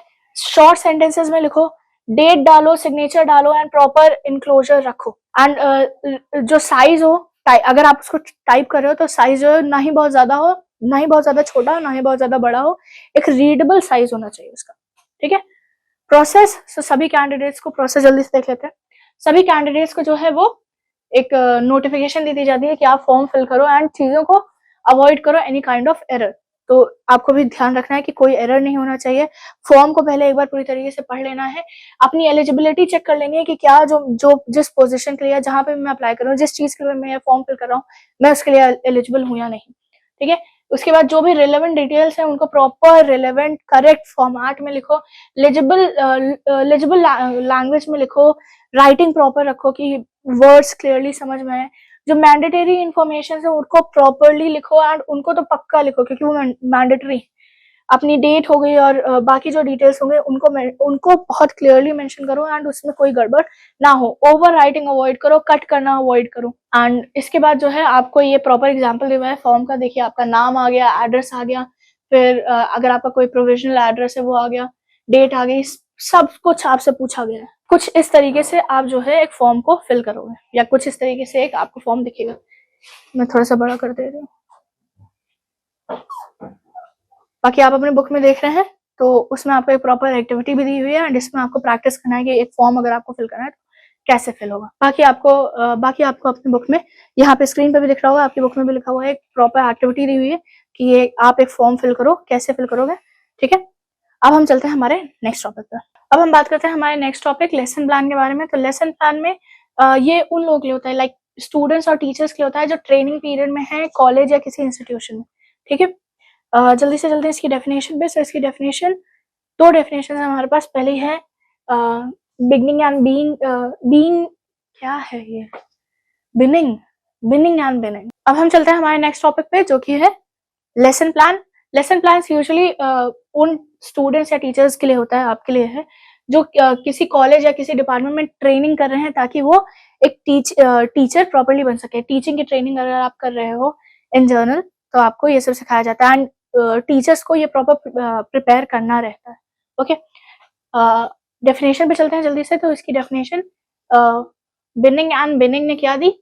Daily lesson planning involves defining the objective, selecting and arranging subject matter and determining the method or procedure.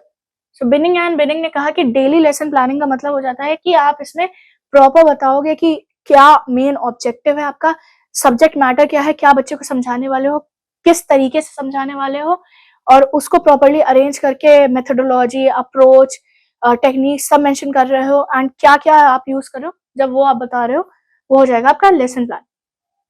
Bossing ने कहा lesson plan is the title given to the statement of the achievements to be realized and the specific means by which these are attained as a result of activities engaged during the period. So इन्होंने कहा lesson plan हम एक उस statement को या उस structure को हम बोल देते हैं जिसमें हम अपनी पूरी अचीवमेंट, एक क्लास में हमने क्या क्या अचीव किया, किस तरीके से अचीव किया, क्या क्या बच्चों ने एक्टिविटीज की, उनको अगर हम मेंशन कर रहे हैं तो वो हो जाता है हमारा lesson plan. Characteristics objective based है क्योंकि आप जो भी बच्चे को पढ़ा रहे हो, आप एक टॉपिक डिसाइड कर लेते हो, उस टॉपिक में क्या क्या आपको सिखाना है आपने वो डिसाइड कर लिया, एंड आप उसी के बारे में आप बोल रहे हो और कुछ नहीं बोल रहे हैं। रिलेवेंट टीचिंग एड्स, सो इसमें आपने ऑलरेडी मेंशन कर दिया कि टीचिंग एड्स क्या क्या है, एंड ये आपको एक हेल्प दे देता है कि अच्छा ठीक है, मुझे अगर बच्चे को रिकॉग्निशन सिखाना है तो रिकॉग्निशन, लेटर रिकॉग्निशन अगर मुझे बच्चे को सिखाना है तो इसमें मैं क्या क्या यूज करूंगी, मैं फ्लैश कार्ड्स यूज कर सकती हूँ, ड्रिल मेथड यूज कर सकती हूँ। प्रॉपर मैंने प्लान बना लिया है तो एट द टाइम जब मैं बच्चों को पढ़ा रही होंगी तो मुझसे कोई मिस्टेक नहीं हो सकती। ठीक है, प्राइमरी नॉलेज, जितनी प्राइमरी नॉलेज होती है वो हम उसमें मेंशन कर देते हैं। सो अगर किसी वजह से हम स्लिप कर रहे हैं तो हम जल्दी से लेसन प्लान में देख सकते हैं, हमें प्रॉपर पता है कि अच्छा ठीक है, यहाँ तक बच्चे को प्री नॉलेज होने वाली है, इसके आगे मुझे जाना है, एंड अगर प्री नॉलेज नहीं है तो मुझे जल्दी से बच्चे को प्री नॉलेज भी देनी है। Division of lessons into units, so एक मेन जो लेसन होता है उसको हम छोटे छोटे पार्ट्स में डिवाइड कर देते हैं। लाइक अगर आप बच्चे को कोई स्टोरी ही पढ़ा रहे हो तो स्टोरी, एक दिन आपने स्टोरी पढ़ा दी, नेक्स्ट दिन आपने उसकी वर्ड मीनिंग बच्चे को समझा दी, नेक्स्ट डे आपने कुछ और करा दिया, क्वेश्चन आंसर करा दिया, एंड इस तरीके से आपने एक चैप्टर जो है वो 1 वीक या 5 डेज में स्प्लिट कर दिया। तो एक लेसन जो हो गया वो डिफरेंट पार्ट्स में डिवाइड हो गया, या एक यूनिट जो है वो डिफरेंट पार्ट्स में डिवाइड हो गई। यूज ऑफ सिंपल लैंग्वेज, जितनी बार आप लेसन प्लान बना रहे होगे सिंपल लैंग्वेज यूज करोगे, कोई कॉम्प्लिकेटेड टर्म्स नहीं होंगे, टेक्निकल टर्म्स नहीं होंगे, सिंपल लैंग्वेज में क्लियरली सब कुछ लिखा होगा कि अगर कोई जो लेसन प्लान के बारे में नहीं जानता, टीचिंग स्किल्स के बारे में नहीं जानता, वो भी उसे समझ सके। ठीक है, डिटर्मिनेशन ऑफ एक्टिविटीज, डिटर्मिनेशन आपने पहले ही सही डिटरमाइन कर ली कि क्या क्या एक्टिविटीज करनी है, कैसे कैसे बच्चे को क्या क्या समझाना है। कोरिलेशन जो पहले की नॉलेज है उससे आपने बच्चे को कोरिलेट कर दिया, या किसी और टॉपिक से, एक टॉपिक को समझाने के लिए हम कई सारे एग्जाम्पल्स देते हैं जिसमें हम बच्चे को एक कॉन्सेप्ट किसी और चीज से रिलेट करके समझाते हैं। अगर आपको बच्चे को एडिशन सिखाना है तो आप सिंपल से कह सकते हो, you have 2 apples, Ram has 3 apples, how many apples you both have together. आपके पास 2 एप्पल्स थे, राम के पास 3 थे, दोनों के पास कितने होंगे? तो हम लोगों ने क्या किया, इंस्टेड ऑफ जस्ट गोइंग 2 + 3 = 5, हमने एक नया कोरिलेशन डाल दिया ताकि बच्चे को इजी चीजें समझ में आ जाए। इलस्ट्रेशंस, पिक्चर्स और बाकी सारी चीजें आप यूज करते हो ताकि आप एक प्रॉपर एग्जांपल दे सको, कॉन्सेप्ट को प्रॉपर्ली समझा सको, एंड वो सब आप जो है अपने लेसन प्लान में मेंशन करके रखोगे। Teaching from the memory level to the reflexive level, memory level आपके जो चीजें पता थी वो आपके दिमाग में ऑलरेडी है, रिफ्लेक्सिव लेवल वो आप अपने स्टूडेंट्स के सामने प्रेजेंट करके एंड तब आप बच्चों को एक्सप्लेन कर रहे हो। ठीक है, टाइम सेंस, टाइम पीरियड का आप ध्यान रख रहे हो, एक पीरियड यूजुअली 40-45 मिनट्स का होता है, 50 मिनट्स का होता है, एंड उस पूरे ड्यूरेशन को प्रॉपर्ली आप यूज कर रहे हो। लेसन प्लान का इंपॉर्टेंस, डिटरमाइनिंग द फॉर्म, तो डिटरमाइनिंग द फॉर्म, आप किस तरीके से बच्चे को समझा रहे हो वो प्रेजेंटेशन प्रॉपर्ली आपने डिसाइड कर ली। ठीक है, प्रायर नॉलेज, जितनी प्रायर नॉलेज चाहिए थी वो आपने नोट कर लिया कि अच्छा ठीक है, बच्चे को ये पता होना चाहिए। लाइक एडिशन अगर आप बच्चे को समझा रहे हो तो उसमें बच्चे को पहले नंबर्स का पता होना चाहिए, नंबर रिकॉग्निशन उसको करने आने चाहिए, तभी वो एडिशन कर पाएगा, वरना एडिशन कर ही नहीं पाएगा। तो ये प्रायर नॉलेज होगी जो आपको बच्चे को ऑलरेडी आनी चाहिए, अगर नहीं आ रही तो बच्चे को आपको समझाना रहेगा। मोटिवेशन, लेसन प्लान में प्रॉपर्ली मोटिवेशन मिल जाता है स्टूडेंट्स के लिए। ठीक है, उसमें हर चीज दी हुई है कि अच्छा ठीक है, मैं इतना इतना ही सीखूंगा, ये मेरे बस का है। एक अलग से मोटिवेशन आ जाती है। कोऑर्डिनेशन प्रॉपर रहता है। टीचर्स और टीचर्स की जो टीचिंग एक्टिविटीज हैं, स्टूडेंट्स की जो फॉलोइंग एक्टिविटीज है, लर्निंग फॉर्मेट जो है वो प्रॉपरली दोनों के बीच में एक प्रॉपर कम्युनिकेशन या कोऑर्डिनेशन रहता है। प्रॉपर यूटिलाइजेशन ऑफ टाइम, ये सबसे इंपॉर्टेंट पॉइंट हो जाता है कि अगर आपके पास एक प्री डिफाइंड स्ट्रक्चर है कि मुझे ये कराना है, तो आप क्लास में इजीली और बहुत ही एफिशिएंटली काम कर सकते हो, इंस्टेड ऑफ कि आप क्लास में ब्लैंकली पहुंच जाओ, उसके बाद डिसाइड करो आज ये पढ़ाना है, अच्छा ठीक है ये पढ़ाने के लिए ये करना पड़ेगा, ये पढ़ाने के लिए ये करना नहीं। आपके पास पहले से एक दिन पहले से आपका पूरा प्लान रेडी है, आप क्लास में गए, आपने अपना टॉपिक स्टार्ट कर दिया। सो लेसन प्लान जो है आपको प्रॉपर टाइम मैनेजमेंट में हेल्प कर देता है। ठीक है। एप्रोप्रिएट एनवायरनमेंट, प्रॉपर एक एनवायरनमेंट बच्चों को मिल जाता है, स्टूडेंट्स को मिल जाता है जिसमें वो परफॉर्म कर सकते हैं, चीजों को लर्न कर सकते हैं। कनेक्टिंग लेसन्स, वही पहले वाले पॉइंट है कि आपने एक यूनिट को सेपरेट पार्ट्स में डिवाइड कर दिया, एक तो सारे जो है एक दूसरे से कनेक्टेड रहेंगे। सेल्फ कॉन्फिडेंस, टीचर्स के अंदर और स्टूडेंट्स के अंदर एक सेल्फ कॉन्फिडेंस आ जाता है, स्पेशली टीचर्स के अंदर आ जाता है, अच्छा ठीक है इतना ही पढ़ाना है, मैं पढ़ा लूंगी, कुछ नया नहीं पढ़ाना है। एंड आपको एक प्रिपरेशन का टाइम भी मिल जाता है जिसकी वजह से आप बच्चों के सामने इजिली प्रेजेंट कर सकते हो। Use of effective teaching ads, पहले से ही प्लान कर रहे हो तो कोई भी टीचिंग एड अगर आपको चाहिए हो तो आप इजिली उसको ढूंढ सकते हो या अरेंज कर सकते हो। ऑर्डर, प्रॉपर ऑर्डर रहेगा, प्रॉपर सब्जेक्ट मैटर रहेगा, एक चीजें जो है वो प्रॉपर ऑर्डर में चल रही होंगी। ठीक है। लेसन प्लान का स्ट्रक्चर, ये पॉइंट्स में सीधा आपको एग्जाम्पल से समझा दे रही हूँ, इजिली समझ में आ जाएगा। सो लेसन प्लान में आपने सबसे पहले अपना सीरियल नंबर डाल दिया, ठीक है, फिर सीरियल नंबर जो भी आपका होगा अलॉटेड होगा आपको, आज की डेट डाल दी, कौन सा पीरियड आप पढ़ा रहे हो वो डाल दिया, पीरियड का ड्यूरेशन डाल दिया, क्लास किसको पढ़ा रहे हो, सब्जेक्ट कौन सा है, टॉपिक कौन सा है, टीचिंग मेथड आप कौन कौन से यूज कर रहे हो, सॉरी टीचिंग मटेरियल कौन कौन से यूज कर रहे हो। तो बेसिक तो आप यूज ही करोगे, black board, chalk, duster, pointer. इसके अलावा अगर आप चाहो तो फ्लैश कार्ड्स भी यूज होते हैं। देन जर्नल टीचिंग एम्स, जो नॉर्मल जर्नल टीचिंग करते वक्त जो चीजें रहती हैं वो हो जाएगा।